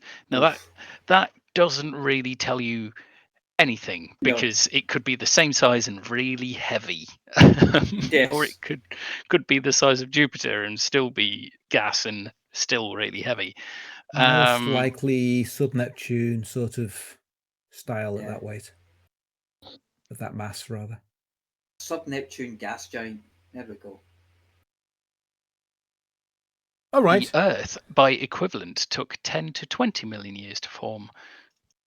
Yeah, that was fast then. Okay, so this might change our view of, how quick planets formed around other stars, and I mean it may be there, but not very well put together, like a piece of sort of dodgily put together Lego, and you drop it, it smashes back everywhere again, or something bumps into it and it turns into loads of debris, or it could be, as you say, dead solid and really really dense, a bit like a federal president. The fact that it's all just kind of hanging together like that, the fact that bits have bumped in and things, and makes you kind of think it's going to be big and kind of fluffy. Somebody bonged. It's 5 times closer to its primary than Mercury is, and orbits in 8.8 days. So it's all right, and we detected it in the usual method. Scotchy. It's meter and hollow. I couldn't quite get my head around the last sentence. To form a star-planet system, cloud, gas, and dust will collapse into a flat environment. I guess that's talking about the galactic, the plane that solar system's on. Yeah. And with a star-centered disk surrounding it, the planet will form into a disk. Planets forming into disks, then the disk will on the back of elephants, which are all standing on the back of a shell in the same way as the entire system forms a disk and the centre bit becomes a star, an eddy in the remaining disk will become a little smaller disk that eddies down into being a planet. So it was previously thought that we wouldn't be able to find a transiting planet this young because the disk would be in the way. Yeah. All of the rest of the dust and crap. The brown streak is the rest of the dust and crap in that picture. But for some reason, we were literal crap. And for some reason, we aren't sure of, the outer disk warped, leaving a perfect window to the star and allowing us to detect in transit, whatever that means. Still, there we go. Right. Okay, and the last one on Space News before we move on, Biday. Why do you know who I am? Banana! Okay, what is Baidu? Baidu is the same as Gnos or Gnos or whatever the Russian equivalent is. This is the shortest news story ever. I can read this. GLONASS, China plans in 2027 to test the next generation of Baidu, or however you say that in Chinese, the country's answer to the US-owned GPS navigation system, state broadcaster reported on Tuesday. The rollout of the new system is expected to be completed by 2035 and will produce more precise real-time navigation according to this broadcaster. That is it. That is the entire story. Right. So I know nothing else other than this pretty little model. The editing done by Jacqueline Wong on this article, written by Eduardo Baptista. So Jacqueline Wong deleted most of the interesting extended content of Eduardo Baptista's article. Yeah. It kind of feels like this message has been redacted in Be interesting to see if you can use it in Taiwan. Oh. And what it tells you if you do. It wouldn't be a very good positioning system if you couldn't. I mean, yeah, exactly. But you get to Taiwan, it goes, you're in the People's Republic of China. Oh, we're delving into galactic politics there. Oh, crikey, dangerous. We're going to get a knock on the door. I mean, I just find it interesting Most that positioning system receiver chips these days can receive from all of them anyway. So that's Baidu, GLONASS, GPS, Galileo. Galileo. Figaro. Yes. Let's not go into all of it. We'll be here all night. Yeah, we start headbanging. We're going to fall off our chairs. May I remind the studio that Scaramouche was a word of the week. So. It was, yes. Okay. Or did he do the damn Fandango? Thunderbolts and lightning, very, very frightening me. Yes. Galileo. Galileo. Is it time for Galcurious' bit yet? Yeah, come on then. Let's finish space. We don't have time for Galileo.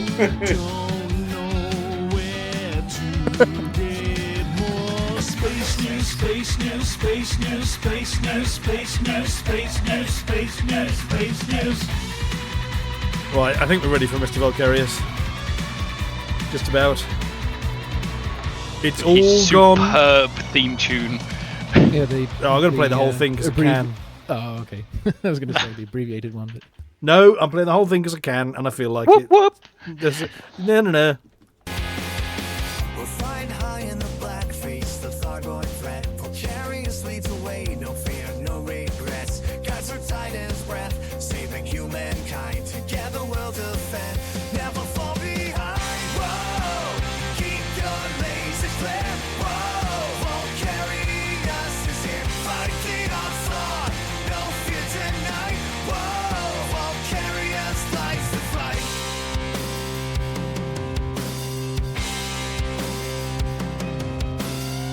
Across the stars, our mission so clear.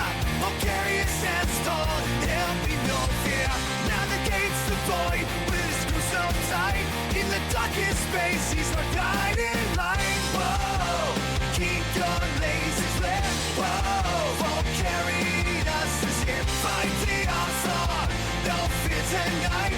Whoa, won't carry us lights to fight. just like trying to pet a crepuscular grinmalkin, Titan Cassio decided to absquatulate as soon as we got anywhere near it, and without so much as a Doc and Doris before it up and left, with all the Thargoids. It's taken everything with it, all its interceptors, and hunters, and spire site janitors, so right now it has not a single control system to its Aegis-assigned alias. Those Federation wusses in Sol claim they've seen a few octagonal scamblers seeking to snack on some space probes, but even if they have, it's not as if it's anywhere important, so unless you really want to help them evacuate, there's actually nothing substantial to do this week. If you want to follow the Titan journey and get yourself a few nice green swirly pictures, firstly watch out for hyperdictions. Those can happen when entering systems between which it's moving presently. And just as before, when they all arrived, Titan Cassio is moving in straight lines between relatively nearby systems. At the moment, it's just gone past Kinganu, and it's now on a line between Kinganu and Col 285 sector, OS-T, D3-146. So that's where you go if you want to see it now. But it will continue past other systems throughout the week. This is in the direction towards Sol, likely due to scraping CO Jedi's memory telepathically the other day. However, commanders should please be aware that Sol is only one possible destination, and arguably not even the most likely destination. Once everyone stops panicking about Sol for a titty note and takes a moment to think about the previous patterns, firstly, if the Titan invades any inhabited system itself, that'll already be a new precedent. The 8 original Titan systems were all totally unpopulated prior to their arrival. So whatever happens, we're already in the realm of total speculation. So don't assume anything, and definitely treat any authoritative claims somewhere between bunkum and fabulosity, at least from a logical position. Secondly, all the previous Titan locations were in orbit above ammonia worlds. So landing it in the Sol system would break that pattern as well. If it turns out they need ammonia worlds, then that rules out Sol, and the most likely system then becomes Kruger 60, 13 light years away from Sol. At least this lot around in Studio 5 had better hope it's Kruger 60, because the only other ammonia around Sol is at 36 Ophiuchi. Wherever they're going, though, they can't use their Super Titan hyperspace overcharge drive without causing a massive FSS signal, which anyone can see from thousands of light years away. So they have no chance of latibulating without us seeing them arrive and closing in to wipe them out. And that's it. There we go. I was editing on the screen behind you, you see. Yes. Yes. Load new Titan. Well, somebody suggested in the chat channel it should say load new Titan location. Oh, that was you. That was me. Yes, okay. So that was you while you were talking and while I was editing, trying to edit live. Yes, new Titan location. There we go. Load new Titan location, yes or no? Well, it looks like there's a yes. Now, we did have a previous picture up there, which I know the signal's appearing at the potential destination over in Sol. But, with our crayons and everything, we did consider that there might be an alternative, and it's a fake attack, and they might end up somewhere different. Next door. Yeah. Next door to Sol. Yes. You mean like you can't be talking about WISE 0855-0714. Oh no, wait. No. Lumen 16. Ross something, yes. Oh, Barnard Star. Not Barnard Star. What would the dockers think? They'd just stick it in the landing queue until the Titan got bored and went away. Yeah, well, that's true. They'll be all right. Yeah, I put it up on screen here because, look, Valkyros, you're pointing at the line there. You see top left of your picture, right? That is Cold 285 Sector Diddly Doodah, right? And then down bottom right-hand corner is Sol, and next to it is a place called Alpha Centauri, which we're going to hear about possibly in a bit. But in between those is a line, and that line is the line that it's not curved. It's the curvature of space-time, I'm sure it is. That's a straight line, and it bumps straight through Alpha Centauri before going to Sol. Could I possibly suggest that line is a wee bit, shall we say, sugly? Sugly? It could be sugly, yes. It is sugly. I can see it from here. Well, I did say I drew it with crayons. Protractor. No, that was with crayons. Because Valkyros had nicked all the expensive gear. Notably, the original Titans, they did, when they were arriving, they were actually taking paths between nearby systems. They weren't just doing a straight beeline for their target locations.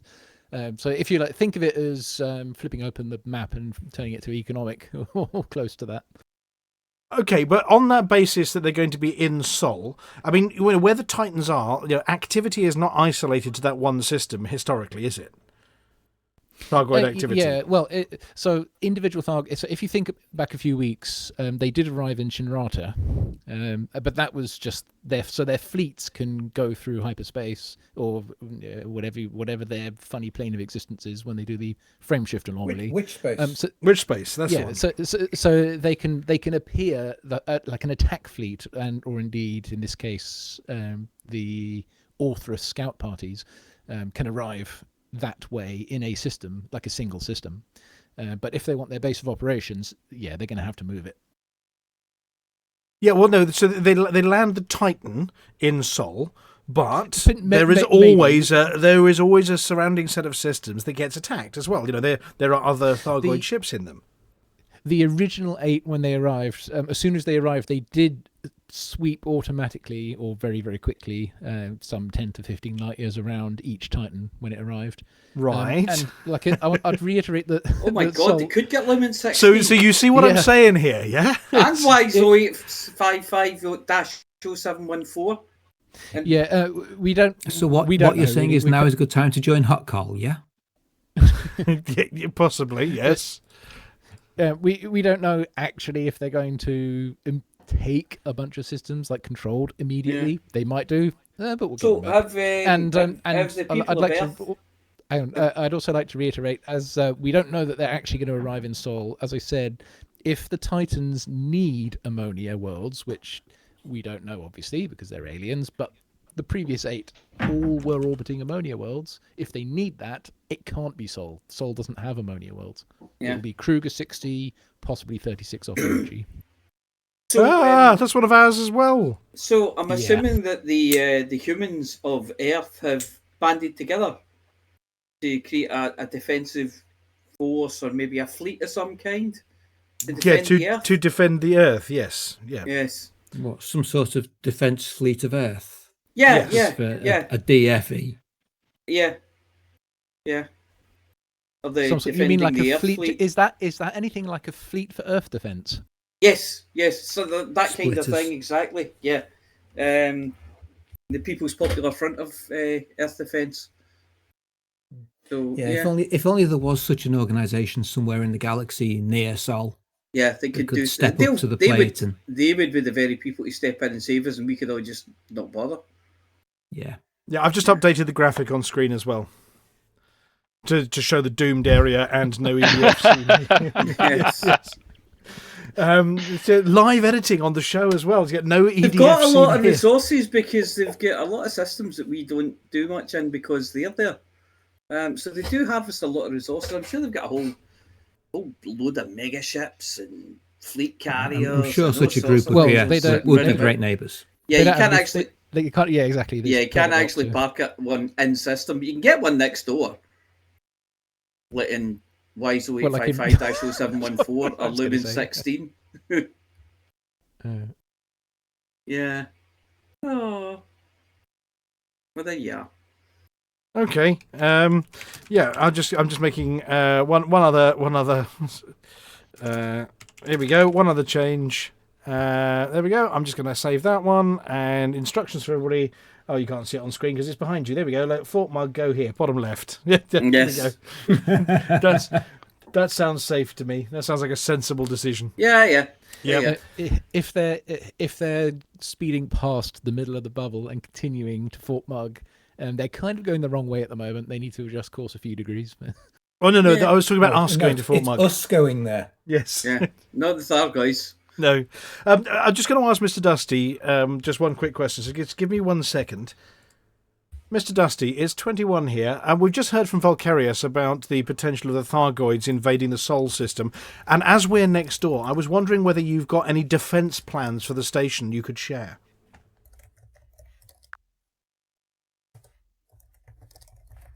Maybe not. He's gone to sleep. Mr. Dustee! 21.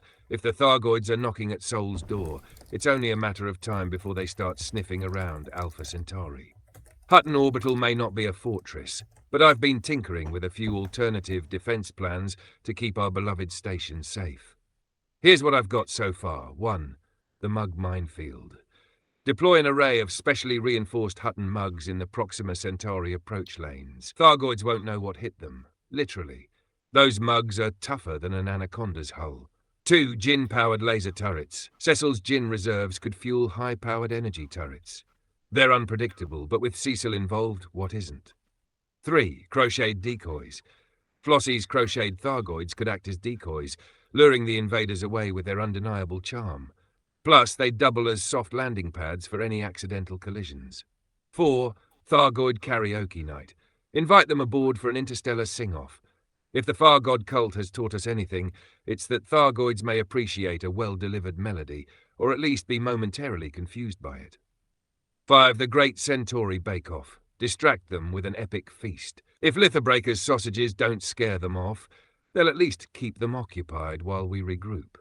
Of course, if it comes to a fight, I'll need to rework my circuits for battle mode. But let's hope it doesn't come to that. My servos prefer diplomacy, most of the time. What do you think? Should we get the mugs ready, or am I overthinking this? I think you're overthinking it. That, and also I think that probably the Hutton defense plan should come from somebody who knows what the word hardpoint means. It's the end bit of the sausage. It was sticking out the side of the pan. Sorry about that.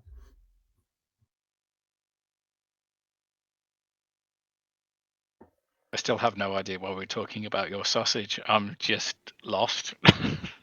I'm waiting for Vocarious' outro. Oh, yeah. The intro's better,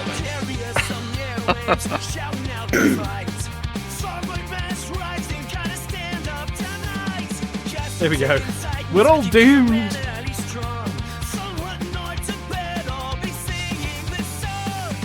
Whoa, whoa. We're all doomed.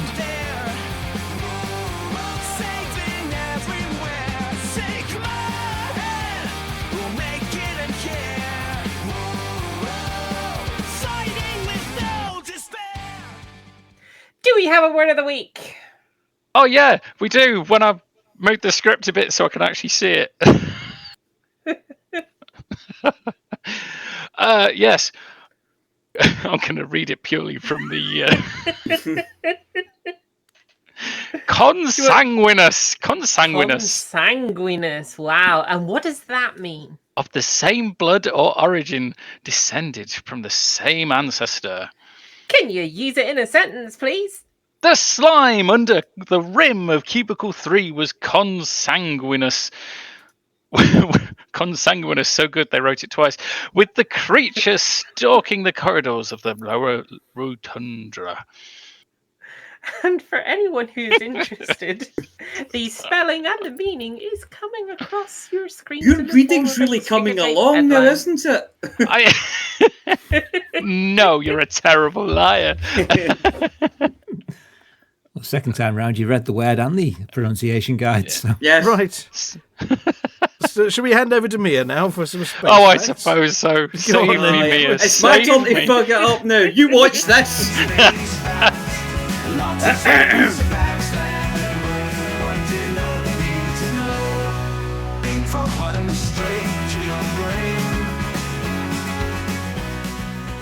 The subject of this week's Spice Farts should be familiar to all truckers. We are in Alpha Centauri for some facts about the home of Hutton Orbital.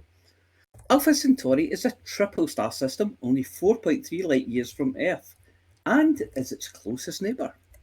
The main part of the system is a binary pair that orbits a common centre of gravity every 80 years.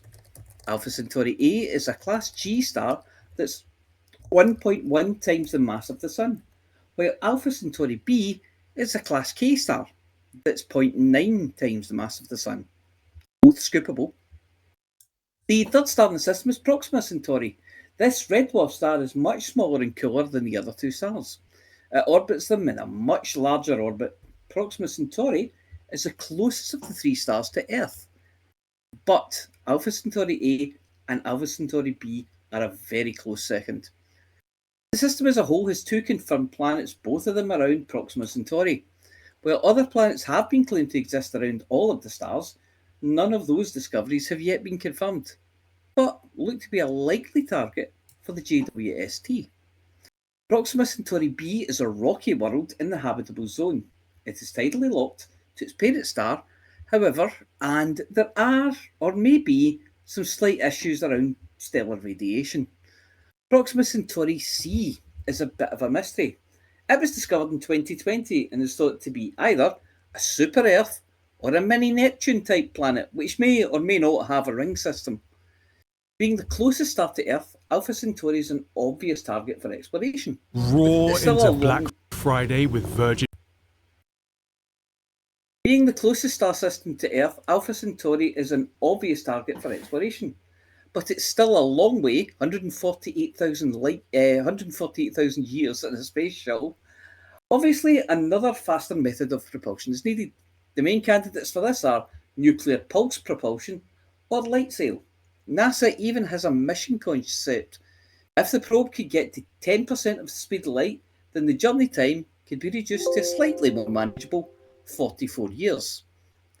Alpha Centauri has been recognised and associated through history, particularly in the southern hemisphere. Polynesians have been using Alpha Centauri for their star navigation and have called it Camille Hope. In the Njarrindjeri culture of Australia, murdering these names, Alpha Centauri represents, with Beta Centauri, two sharks chasing a stingray that is the Southern Cross, and in Incan culture, it with Beta Centauri forms the eyes of a llama-shaped dark constellation embedded in the band of stars that the visible Milky Way forms in the sky. In ancient Egypt, it was also revered, and in China, it's known as part of the South Gate asterism. Due to its proximity, Alpha Centauri system has appeared in many works of fiction.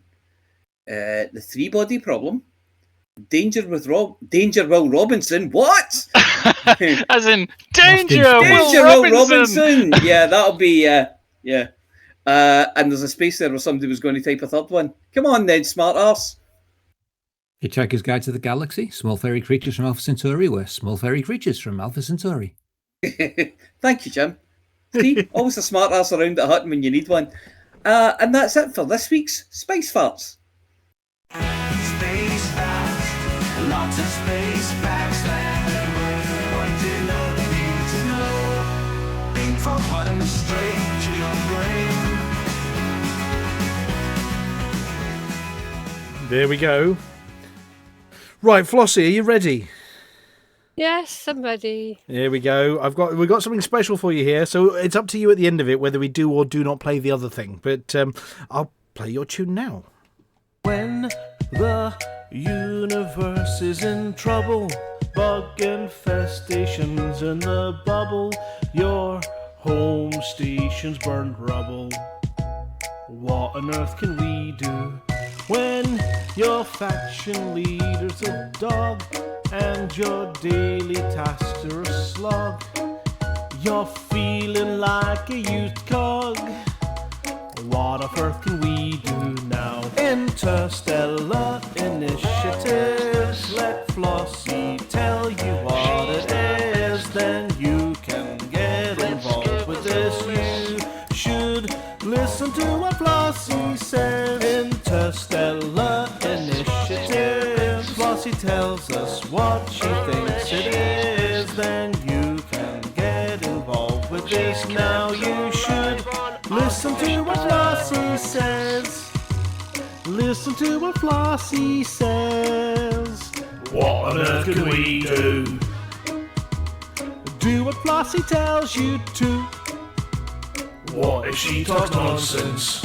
Interstellar initiatives. Let Flossy tell you what it is. Then you can get involved with this. You should listen to what Flossy says. Now we heard what Flossy said. We can put this matter to bed. Just keep her voice in your head. Flossy told you what to do. Hello, Flossy here with this week's CG News. Well, as usual, there are no CGs, but Hutton Orbital have launched an appeal for anti-Thargoid munitions to be delivered with extreme prejudice to any Thargoids in the Sol system.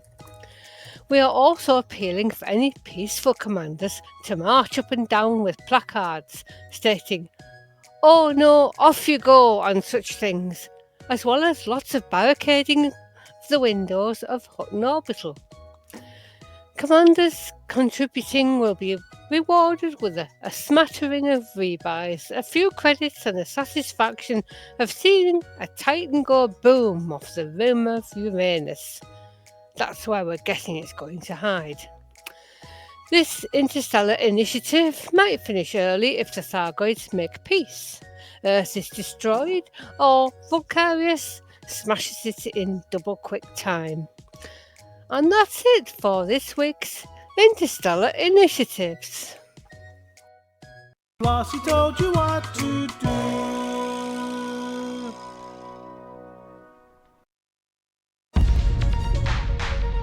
Galnet News Alert, 28th of November, 3310.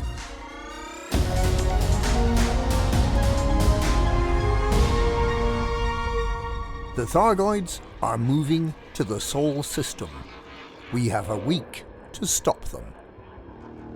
Titan Kikijo, the one remaining Titan, left the Col 285 Sector BA-P C6-18 system this morning.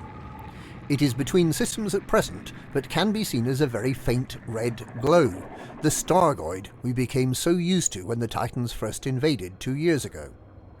All Thargoid-controlled systems around the Kokijo Titan have been abandoned by the Thargoids, with all the aliens' remaining resources channeled into one system: Sol.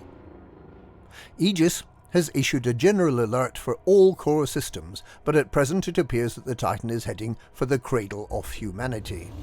A large number of Thargoid fighting ships have already invaded Sol and are believed to be preparing the system for the arrival of the Titan. It seems likely that the Titan will take a week to make the journey using alien technology similar to that used to make the new Achilles Aerospace Supercruise overcharged frameshift drives. So we have a week to drive out the Thargoids if we're to avert the invasion. Anti-Xeno pilots are urged to do what they can. Admiral Aidan Tanner, Special Military Advisor to Aegis, has initiated a precautionary evacuation of the Sol system. Civilians are asked to stay at home until they're called to evacuate. The rescue megaships are expected to be ordered to take up positions closer to the centre of the bubble as the war effort readjusts to this strike into the very heart of our civilization.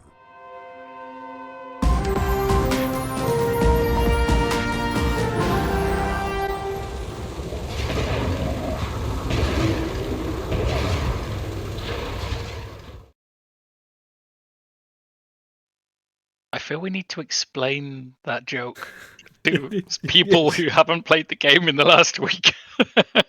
Well, there was in a news article at the start of the show, for those that were around at the start, that, yes, Commander Wotherspoon, unfortunately, had some enhanced AX missile racks on board, and that was the outcome. Mm-hmm. Yes, he was locked out of his ship and had to contact support. This show has, as you see, I'm going to blame the fact I've got new glasses. I've got glasses for the first time, and that's why everything's got a bit pear-shaped. I can't work out. Is that why you can see all the seams? Yeah, I can either look over them or under them. Everything's in HD, and it's terrifying. It really is. Hence all the seams. Aren't the glasses supposed to stop things from going pear-shaped? Well, no, but if I hadn't put fingerprints. I was going to say, the first time I wore my glasses, I could suddenly see everything. Yeah, well, that's the problem. You can see all of our mugshots across the top of his screen. That's the problem. That should terrify him. Yes, it's that grinning loon on the right-hand side that terrifies me. Yeah, Stargoid made it. That's a mirror. No, I'm pretty sure that's a little grey. Right. Oh, God. We've got another bit now. What is it, Green Room Week? Is it Green Room? There isn't a theme tune for that. Well, of course it's Green Room Week. We've got to be Green Room Week. Oh, it would have to be. Yes, here we go. I'll just drag them in here because it's easier and it's safer, and Thargoids can't eat them when they're in Yeah. Who's got the magic buttons? We're at Green Room already. Oh, but we've missed a bit in the script. We've still got to say thank you to Amelia for some reason. Thank you, Amelia, for not dying for meeting us this week. And for it, yeah. And for not introducing any rare seams. You're all welcome. Well, the question is: Are we going to interview everybody, or should we just get Dustee to do it this week and just ask one question and then see where it goes? We will be here all night if Dustee does it with the delay. this It's is like true. talking to someone in Japan in the 90s. Who doesn't Well, speak I'm gonna we're gonna do one question from Mr. Dustee for everybody. Should we do that? Just one question. Yeah, sounds good. Okay, and we'll go down the list in. Have you got a magic? No, we haven't got a magic order. We'll just do it in order that it appears on the screen. Magic orders in We chat. do have a magic order. Yes, we do. Okay, well, we do have. Is it? We do have a magic order. Well, I'll get Mr. Dustee to ask the first question, then whoever it is can do the rest of the talking. Should we do that? So let's start with the first one. Mr. Dustee, our first interviewee in the green room this evening is a commander called Inner Bushman. Have you got any questions for Inner Bushman, please?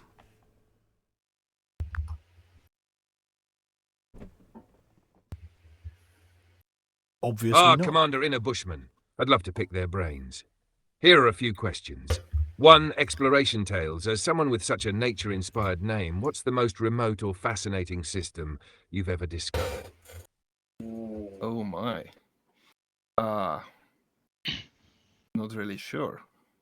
I haven't been to Colonia yet, so maybe next question, please. I stand corrected. I think Mr. Dustee should ask everyone questions. Yeah. Okay, I'll get Mr. Dustee to ask the second question then. Okay, hang on a second. Right, the second question for Inner Bushman, please. He's thinking. Certainly. Bushmen are known for their survival skills. What's your top tip for surviving the void, or a particularly fiery Hutton Orbital docking mishap? I'd love to hear their thoughts on that one. Always good to learn new tricks.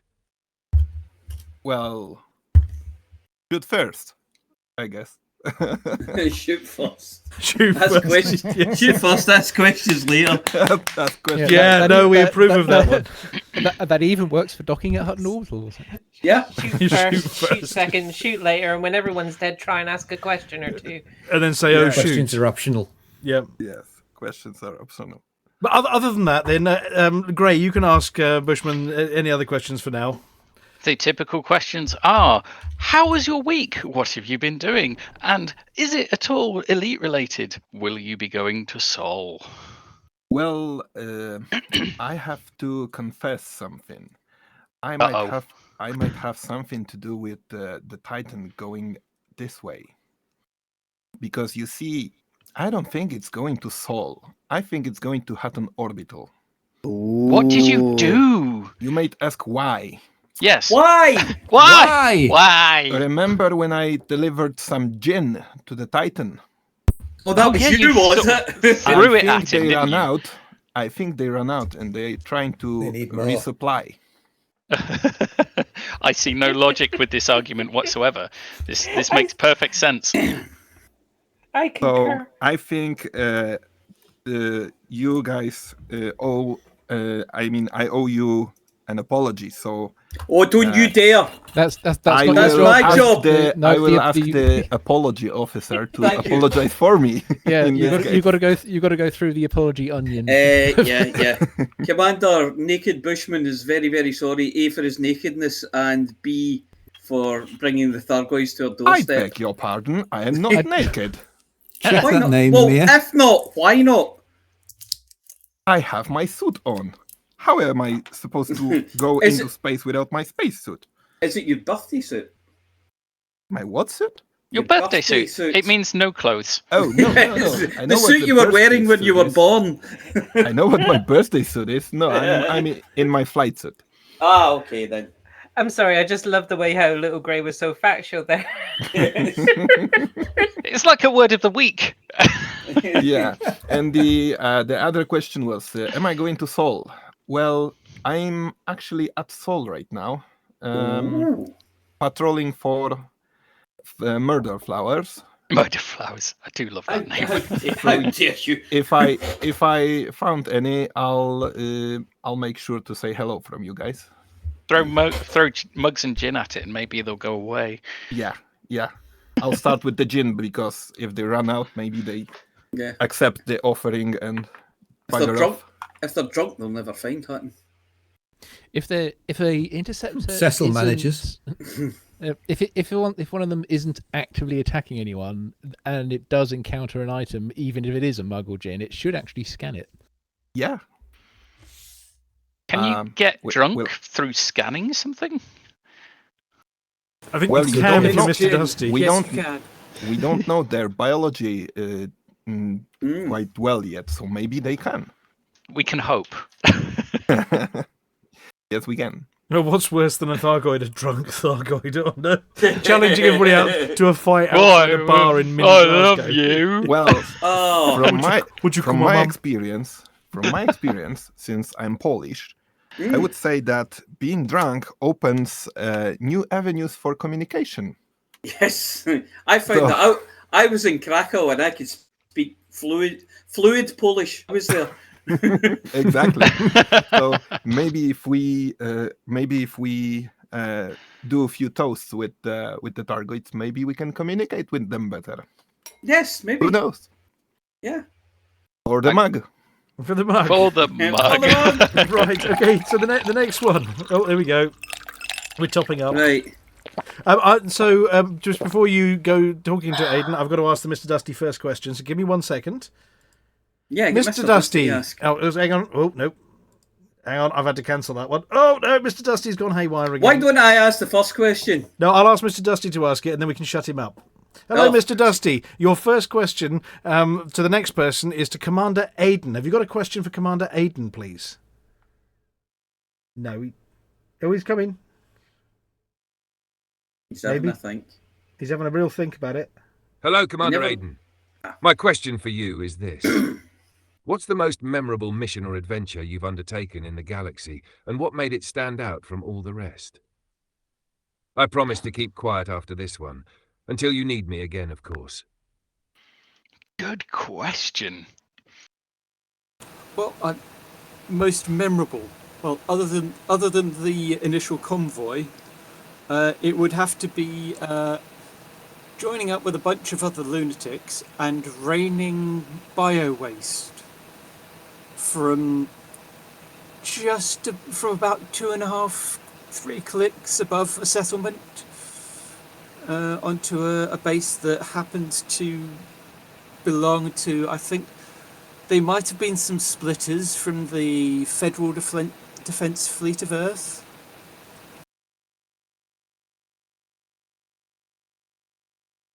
And Dusty, but Defense Fleet of Earth. Yeah. Splitters. Yeah. Oh no, he wasn't listening to that one. He said he was going to shut up until we told him not to. Yeah, see, shut up. It's my turn now. So yeah, that's a good one. What else have you been up to recently, though? Dodging storms, but other than that, yeah, you dodged it. Yeah, well, I was unsuccessfully dodging storms. Storms. Yes. Yeah. I was going to be down your neck of the woods, David. Well, I was briefly, but last weekend. You floated past briefly. I floated past briefly, and then I floated back to London again because I went, it's averaging 30 knots at the moment, and it hasn't gotten started yet. Yeah. Well, you know what they say down on the south coast. We all float down here. Yes. So I floated back to London and went, it's a very good thing I did, because otherwise I might not have made it into the office for Monday. Oh dear. And elite-wise, what have you been doing elite-wise then? I've done a little bit of the stuff with Flossy and Rampage and co, just sort of randomly taking stuff into Shindes and but other than that, I've been trying out the Mandalay for ground-related missions, and you can use the word shenanigans here. That's fine. Yeah, I haven't done it much this week, if at all. But you know. But I'm looking at things and the track that was put up on the screen earlier and going, maybe I should get some of those enhanced multi-cannon. That's what I've been thinking as well. Well, I might need to get some Thargoid weaponry. But don't get AX missiles. You get kicked out of your ship for that. I'm told they're slightly problematic. I mean, apparently there's a he gets locked out, so we don't have to. Yeah, but I mean, it depends. You say problematic, and I think that depends a lot on whether you want to be part of the Thargoid War or you want to spectate at the Thargoid War. Because if you want to spectate, it's not a problem at all. No, but I might want to do other things. Yeah. Like, go and help the Sirius party with their packing and relocation efforts. Yes, that's also an option. So yeah, but other than that, I've not, been just sort of wrapping things up at the in the office before I go off to the new job. So. Oh, very nice. When does the new job start? 2 and a bit weeks. Okay. So right at Christmas, pretty much. Pretty much, yeah. Wonderful. But other than that, yeah, nothing exciting. Right. And for the mug, really. For the mug. And now it's me to see what Amelia's been doing. Hi, Flossy. Hiya. How are you doing? Not too bad, yourself? Yeah, not too bad. So, what have you been doing with yourself? I have been writing. Mhm. I've been working on developing a new roleplay. Trying my hand at actually designing a new universe, a fantasy-based roleplay. And All right. it is way too early to, speak anything about it. I'm starting literally from scratch. Oh, very good. So yeah, that's what I've been up to mostly. Just writing and procrastinating, and then writing some more. Oh, and catching up on a lot of movies. I recently watched Oppenheimer, which is a great movie. Oh, very good, yeah. But yeah, not been up to anything Elite Dangerous, so I will just say for the mug. For the mug. Mr. Dustee, just before Amelia goes, have you got a pertinent question or even an impertinent one for Amelia just before we move on to our next guest?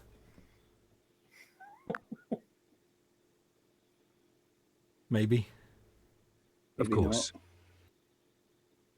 Amelia, here's one for you.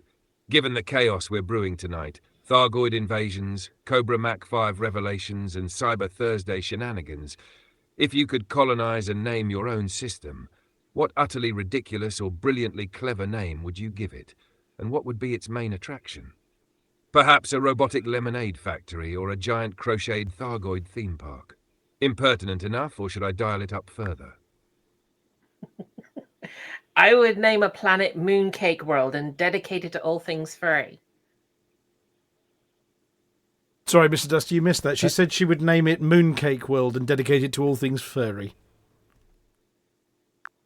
I think saying that breaks half the internet. You have to be careful. Mooncake World, a paradise of fluff and frosting. How delightful. I can already picture the zero-G mooncake catapult and the interstellar cuddle zone. Genius move, Amelia. I'll start drafting plans for a robot-friendly attraction. Maybe a mechanical petting zoo. Should I pencil in a slot for a crocheted Thargoid mascot?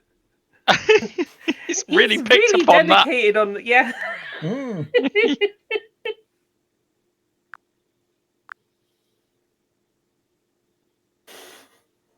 All right. Well, I think we broke him there. Who's next? I think he's dying laughing. That's digital laughing. Right. Okay. Vulgarius to Litho. Come on, Litho Breaker. Hello.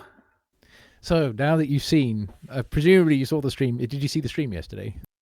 I saw the elite portion of it. Like pretty much like most of us.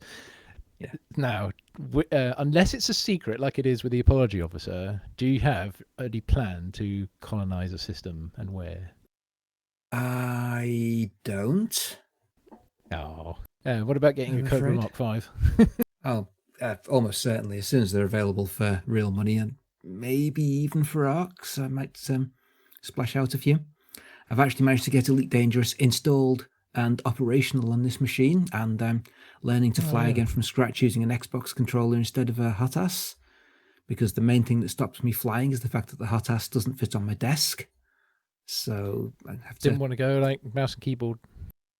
I'm absolutely hopeless with mouse and keyboard. I've tried it before, and I can't fly the ship with mouse and keyboard. Don't you mean HOTAS?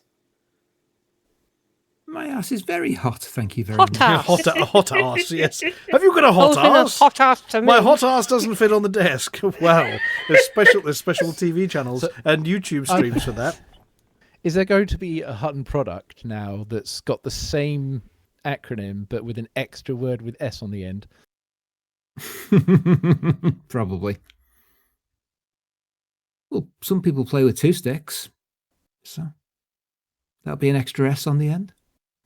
But then the T would mean throttle, unless they've got a throttle as well. Wait, no, they're not using 3 things at once. I know what that means. That means they're a clever dick, yeah, we know.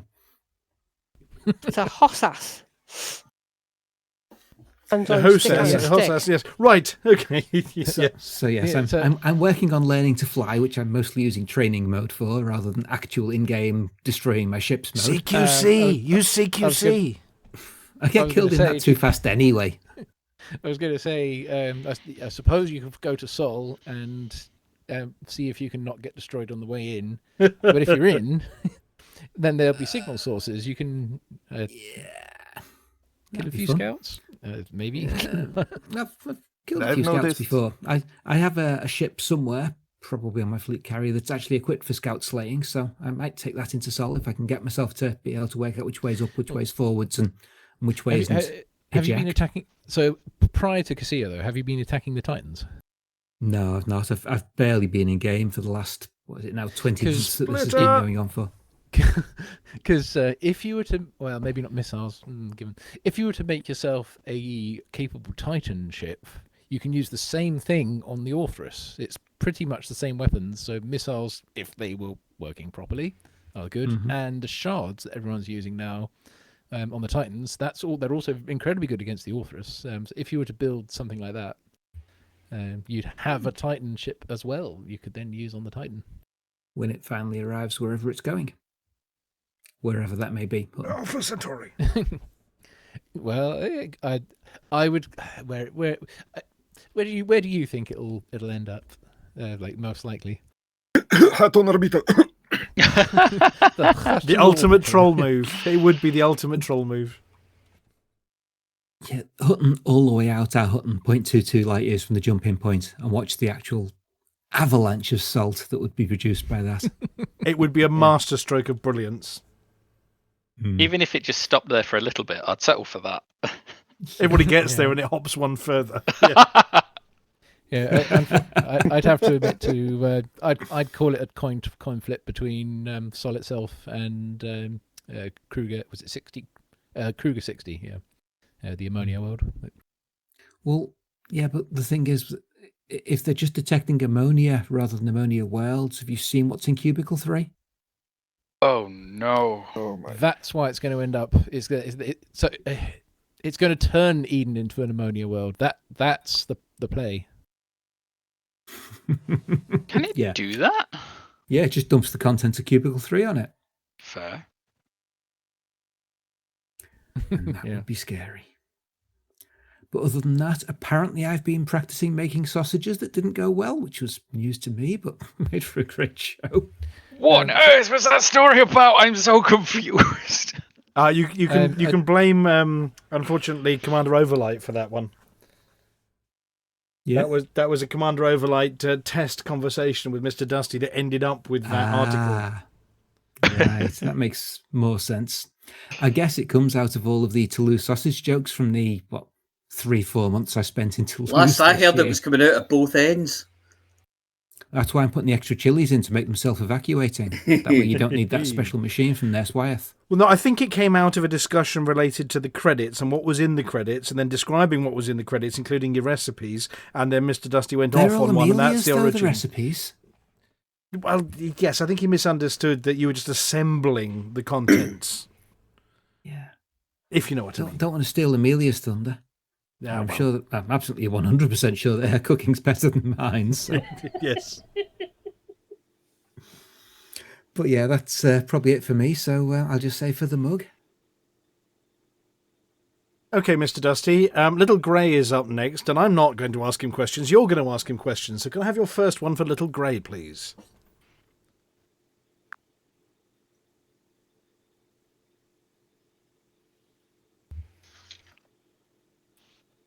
Anytime you like.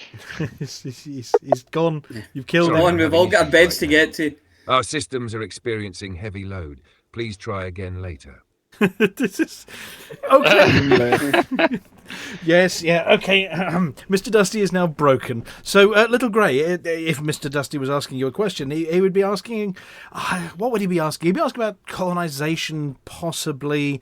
No, we've already had that one, and we've had about system names. So, what are you planning on going to Sol? And if not, are you hanging around Hutton? And if not, what on earth are you doing? At the moment, I am really struggling for computer time, particularly with the build-up to Christmas and all the rest of those other dirty C words that are going to happen, including messing with my small children about whether Father Christmas exists or not.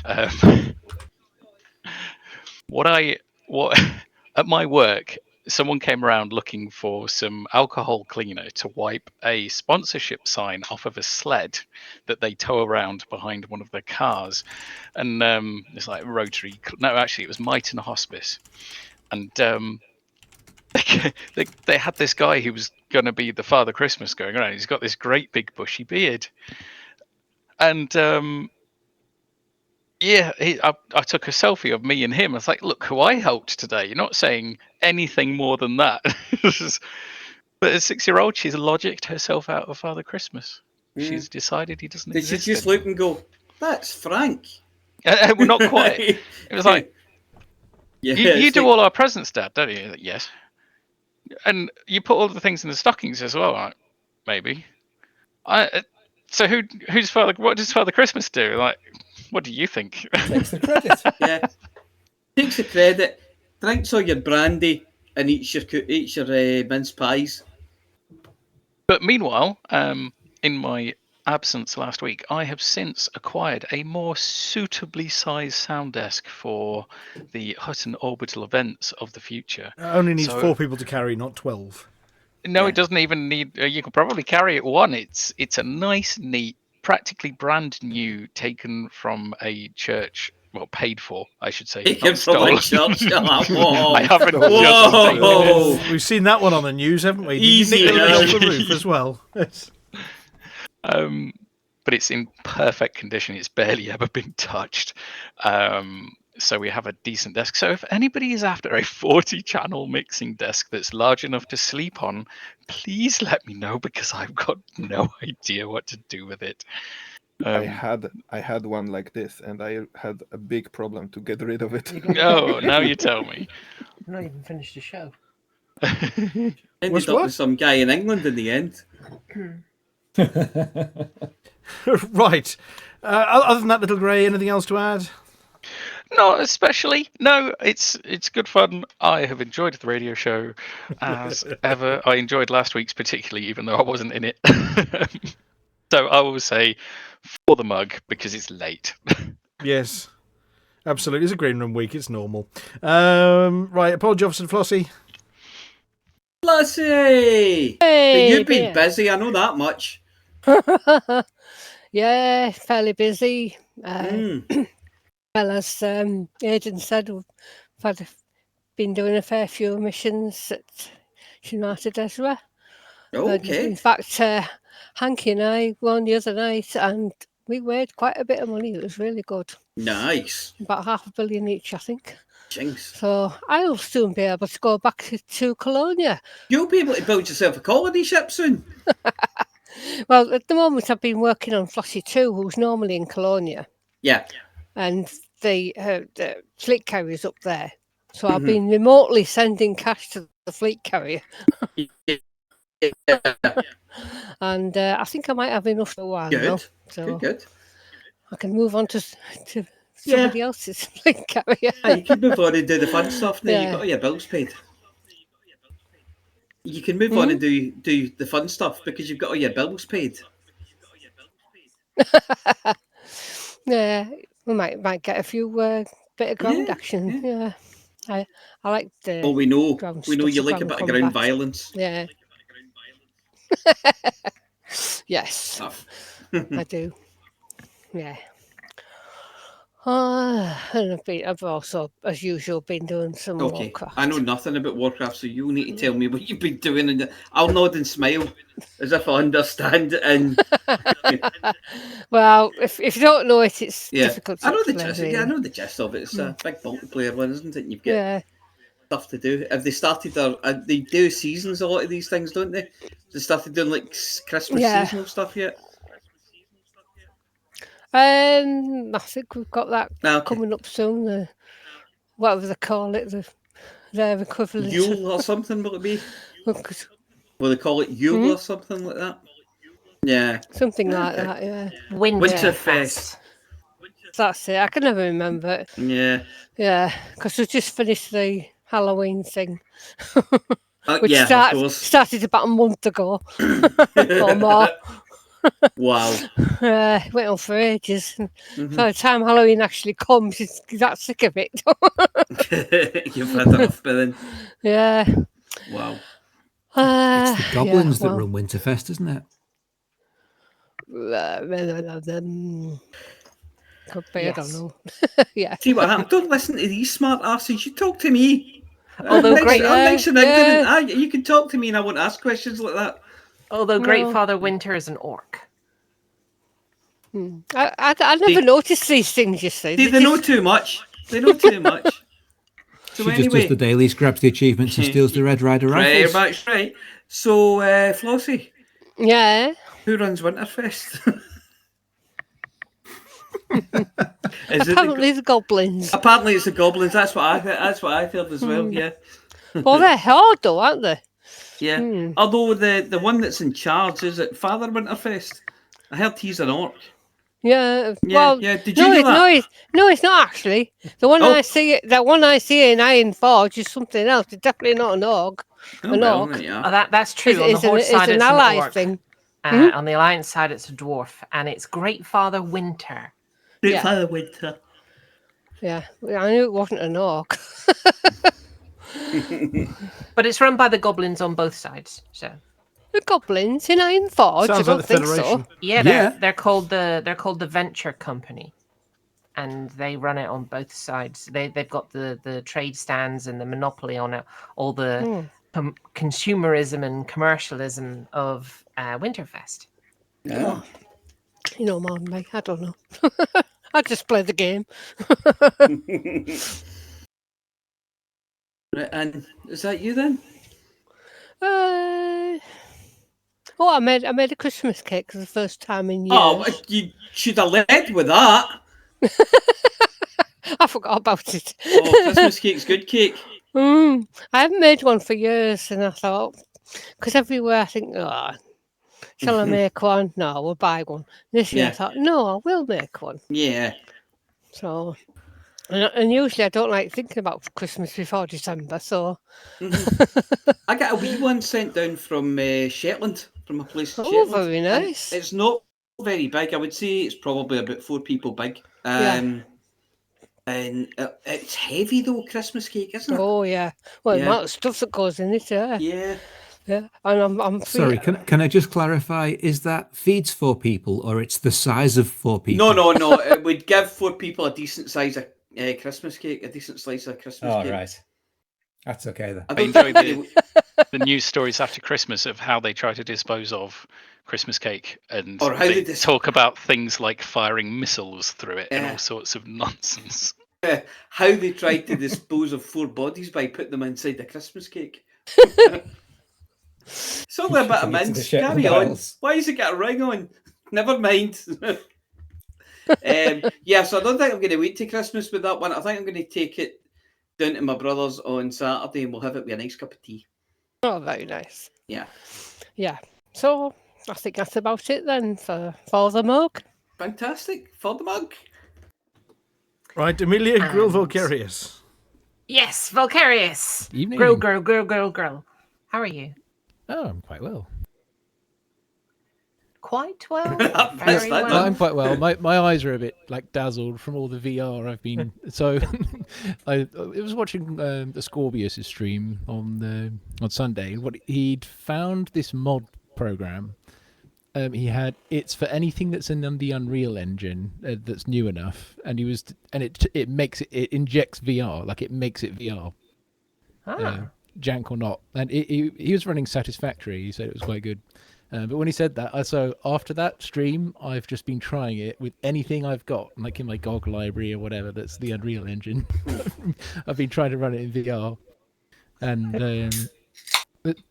the other day, yesterday, I tried Ghost Runner, which was kind of a bad idea, both due to the speed and vertigo and because the sword in front of your face doesn't work in VR. So how many times have you vomited now? Oh no, 0.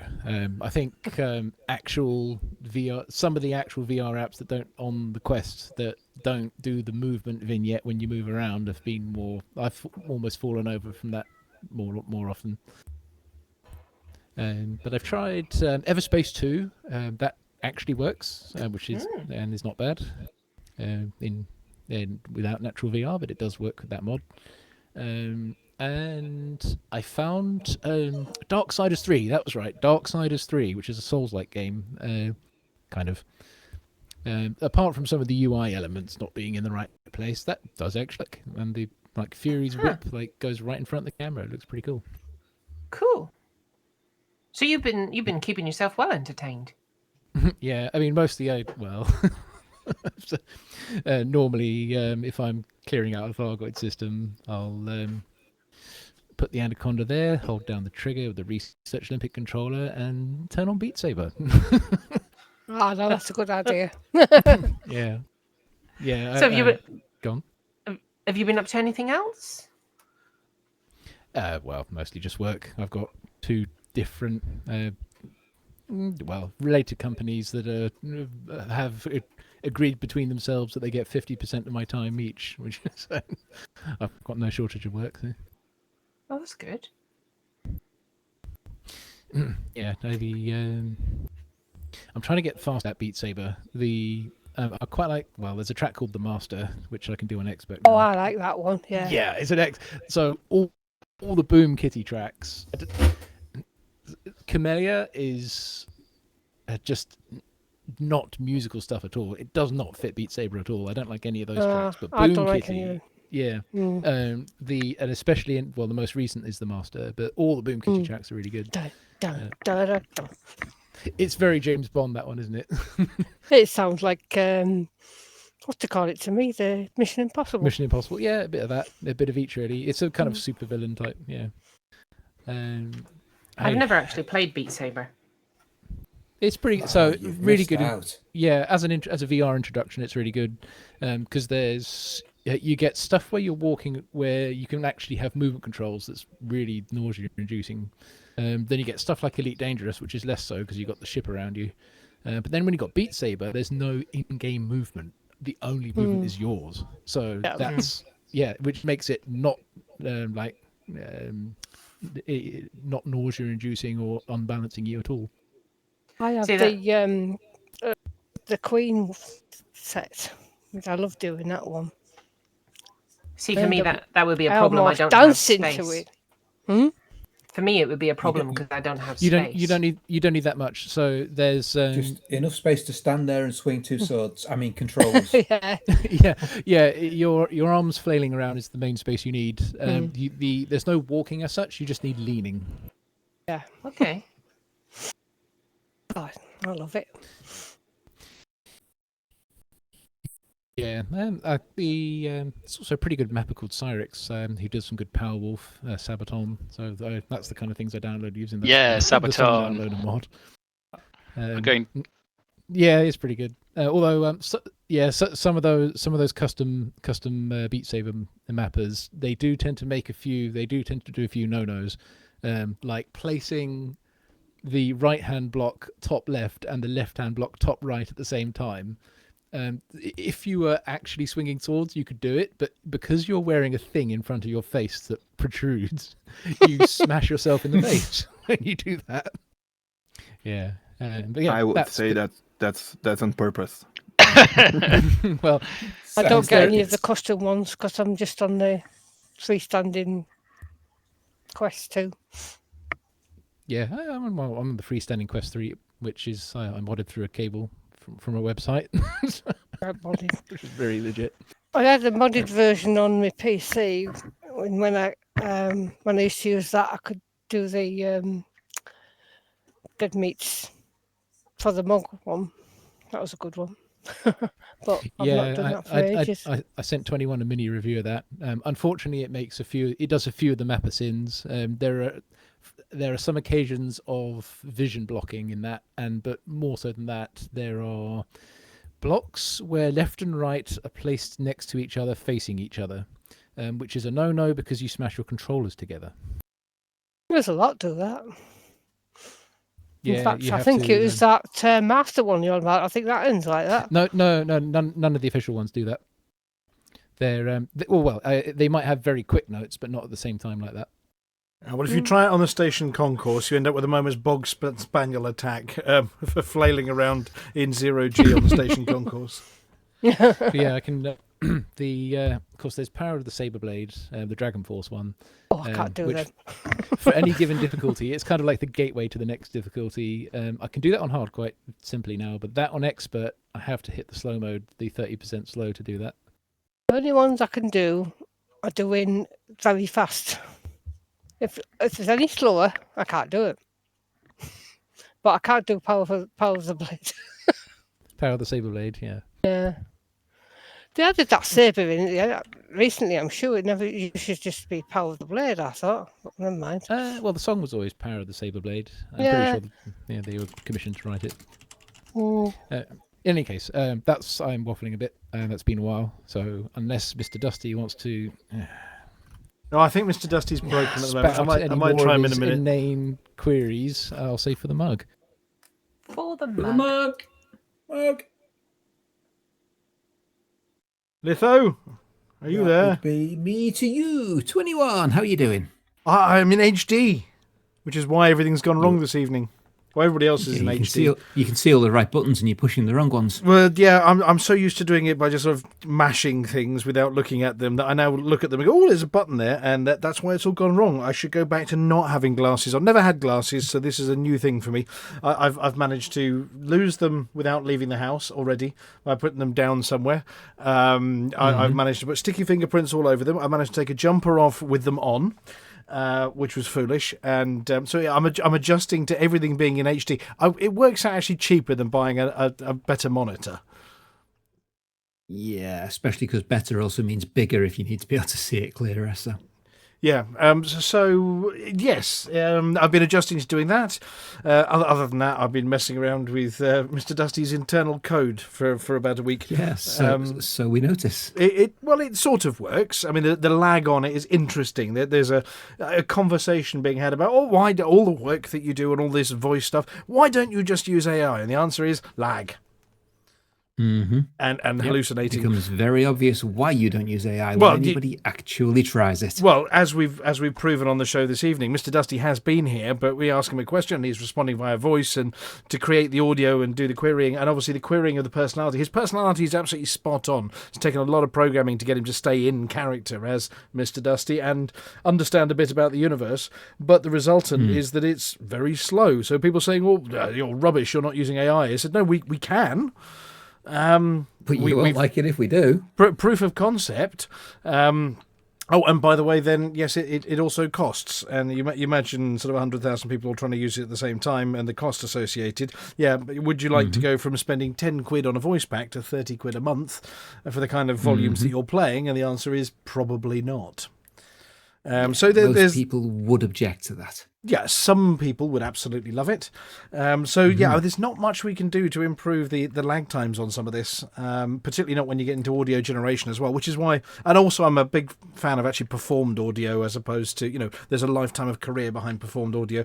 So, the technology's there. Yeah. I've got a proof of concept. I've been working on that really hard and getting it to stay in character and understand data. Yeah. It's fantastic as a toy, but it's not really a saleable product. No, it's not good enough yet without spending vast amounts of money, which makes it uneconomical. So the answer is to anybody asking, why aren't you doing it? I mean, there are other people doing it. It's suffering with the problems that I've just outlined. And people are coming back and saying, but the recognition on voice packs is so much better. I said, yes, because it's simulated AI. It's not actual AI. AI is slow. Or at least the kind of thing that's available to the consumer. So yeah, that's what I've been messing around with. But it's been good fun. The next thing to do is try and wire him up, that voice, to the apology officer's voice. Hello. And then that would be really why creepy. are you doing that? Yeah. And then you just need to get the apology officer's voice to do a Scottish accent. Yes, instead of sounding like a gone wrong Ewan McGregor. He does a perfectly fine Scottish accent. There's nothing wrong with his accent. He can even say 11. What? 11. You see? What? 11. 11, yes. 11. It's the number between 10 and 12. So, other than that, 11. Yeah, beginning plan, sort of looking around, ready for the start of next year. The kind of systems near us that are not yet occupied by space stations and things, and considering putting together a plan for Hutton, rather than everybody going off and doing their own thing, saying, right, we've got a plan. The plan might be create a bridgehead over to somewhere with a rude name, because they did say it was going to connect up with power play and things, and if it's connecting up with power play, then it's probably going to connect up with the BGS somehow, maybe the faction you're pledged to, don't know. But if it does, then it does mean that we can expand Hutton influence in that a way.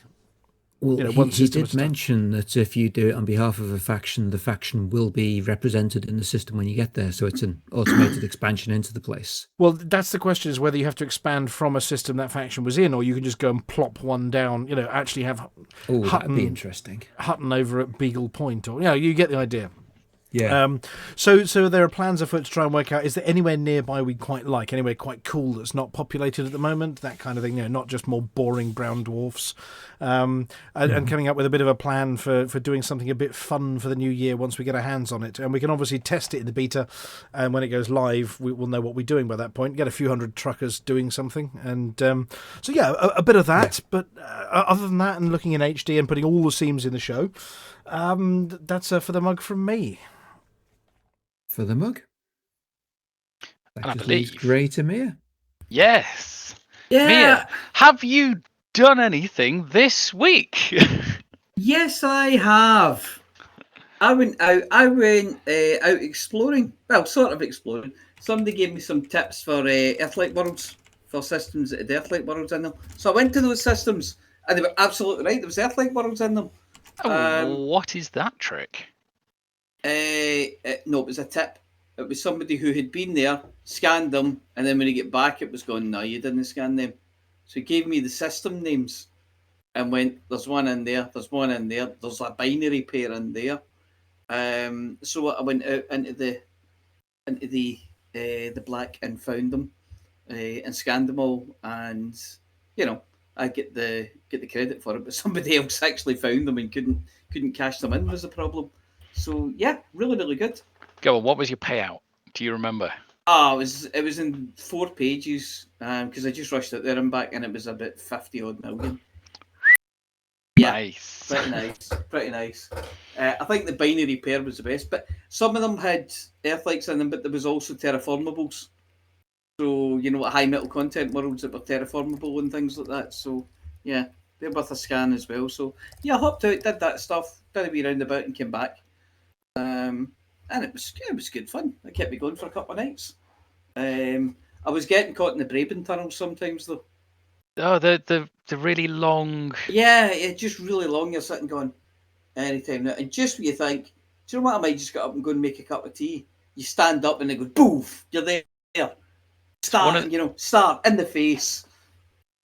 One of the few times where actually having the automatic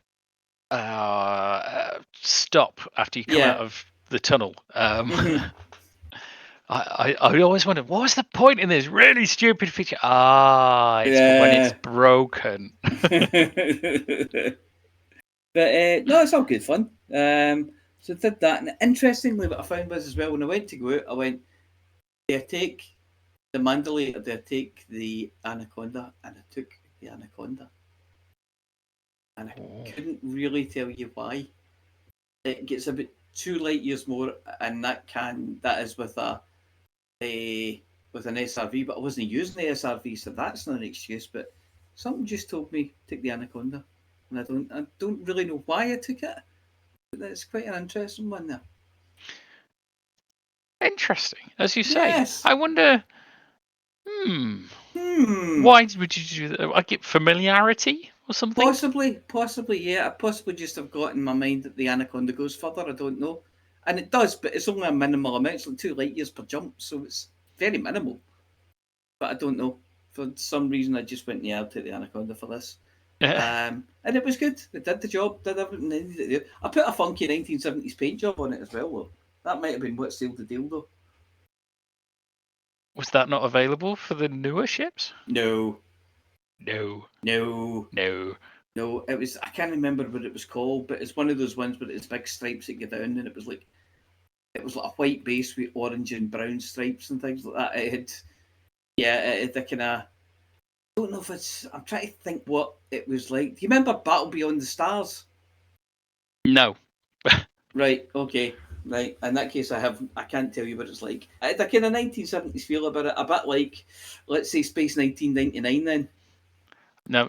For anybody who wasn't in the studio at this point in time, we were talking about various sci-fis that I have been acquiring, and Space 1999 is on the list to acquire. So that's why why that's come up.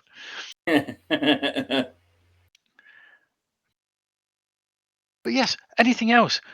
A question random as the questions from DusteeBot.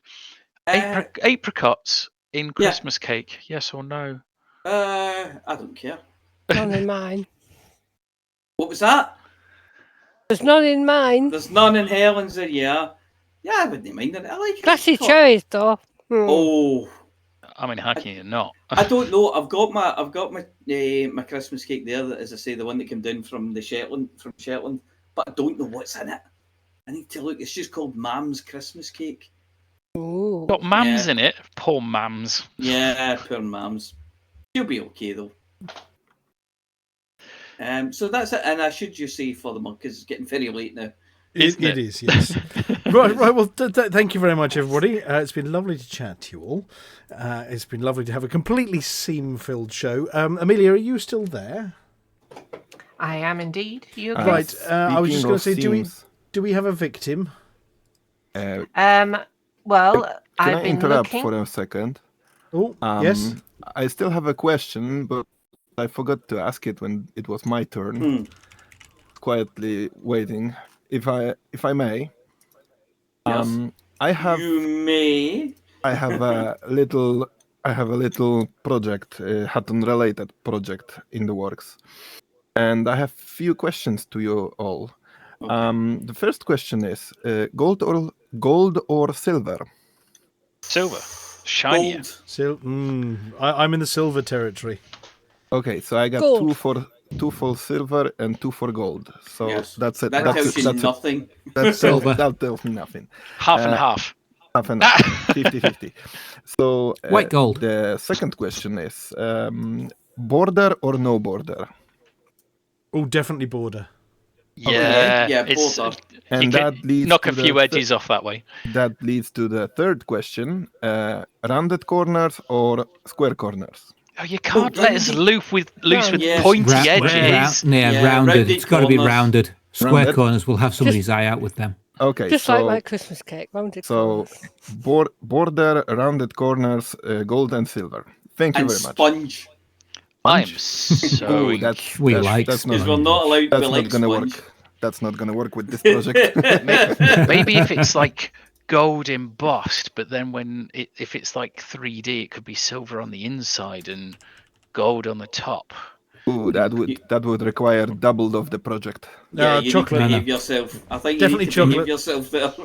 I think I'll Make it stay in with silver, single then give colours. us a single coat of really cheap gold spray paint so it rubs off and turns silver again. I bet you regret asking us these questions now. Actually, no, because I was like, fighting with my own decisions. Should I make it with the border or without the border? With the corners round or not round? Now it's all your fault. Yay! It's all our fault, as always. Yay! For the mug. I think before you go, I think we found our victim for the loud thing. For the what thing? For the end of the show thing that we always shout at the end of the show. Which is definitely not going to be loud from my end because my other half is now tucked away in bed. We can try getting Mr. Dustee to do it. No, we could try getting somebody maybe to shout it and I don't know Polish. I don't know what that would be in Polish. Right, so mug is a big cup. Mug is kubek. Kubek, right? Kubek. And for the kubek. I would say in the name of Kubek. Yes, in the name of Kubek, yes. Okay, Yep. so yes. Imię kubka. Kubka. W imię Kubka. In your cup, mate. Yeah. Imię Kubka.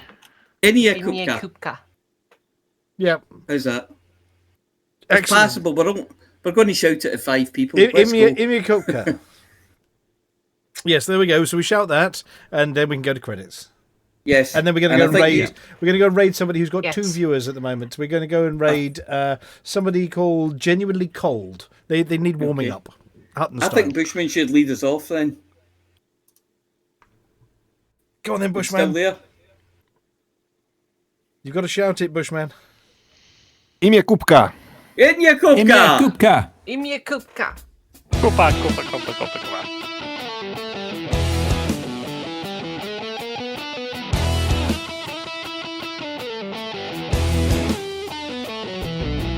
No journey too long and no cargo too small. The profit margins never really mattered at all. We're gonna take the cargo where it's needed today. Super cruising all across the Milky Way. We'll take anything, anytime, anywhere. Loading up the T-9s to the brim with grace. For the mug. Yeah, you know just where we're coming from. For the mug. Now everybody sing the Hutton Trucker song. For the mug. Flossy always seems to crash into the sun. Swivel likes the pilot on the Xbox One. Alvin at the front, you know he leads us well. Trucking across the galaxy, now everybody yell. For the mug. Yeah, you know just where we're coming from. For the mug. Now everybody sing the Hutton Trucker song. For the mug. Yeah, you know just where we're coming from. For the mug. Now everybody sing the Hutton Trucker song.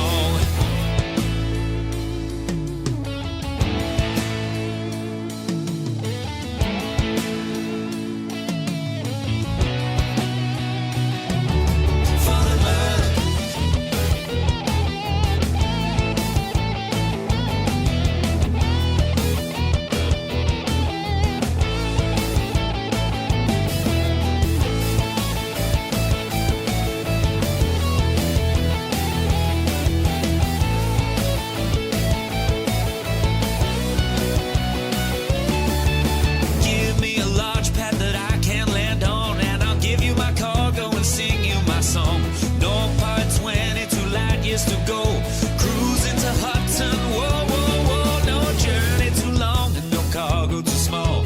The profit margins never really mattered at all. We're gonna take the cargo where it's needed today. Super cruising all across the Milky Way. We'll take anything, anytime, anywhere. So shout it out loud like you don't even care. For the mug.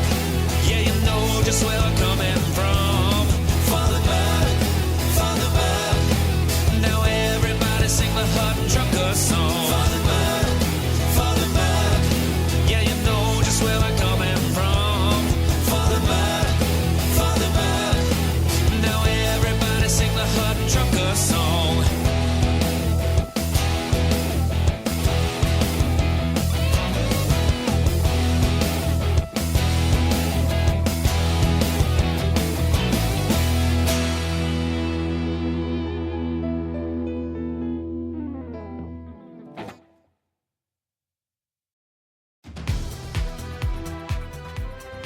Well, ladies and gentlemen, that's the end of the show.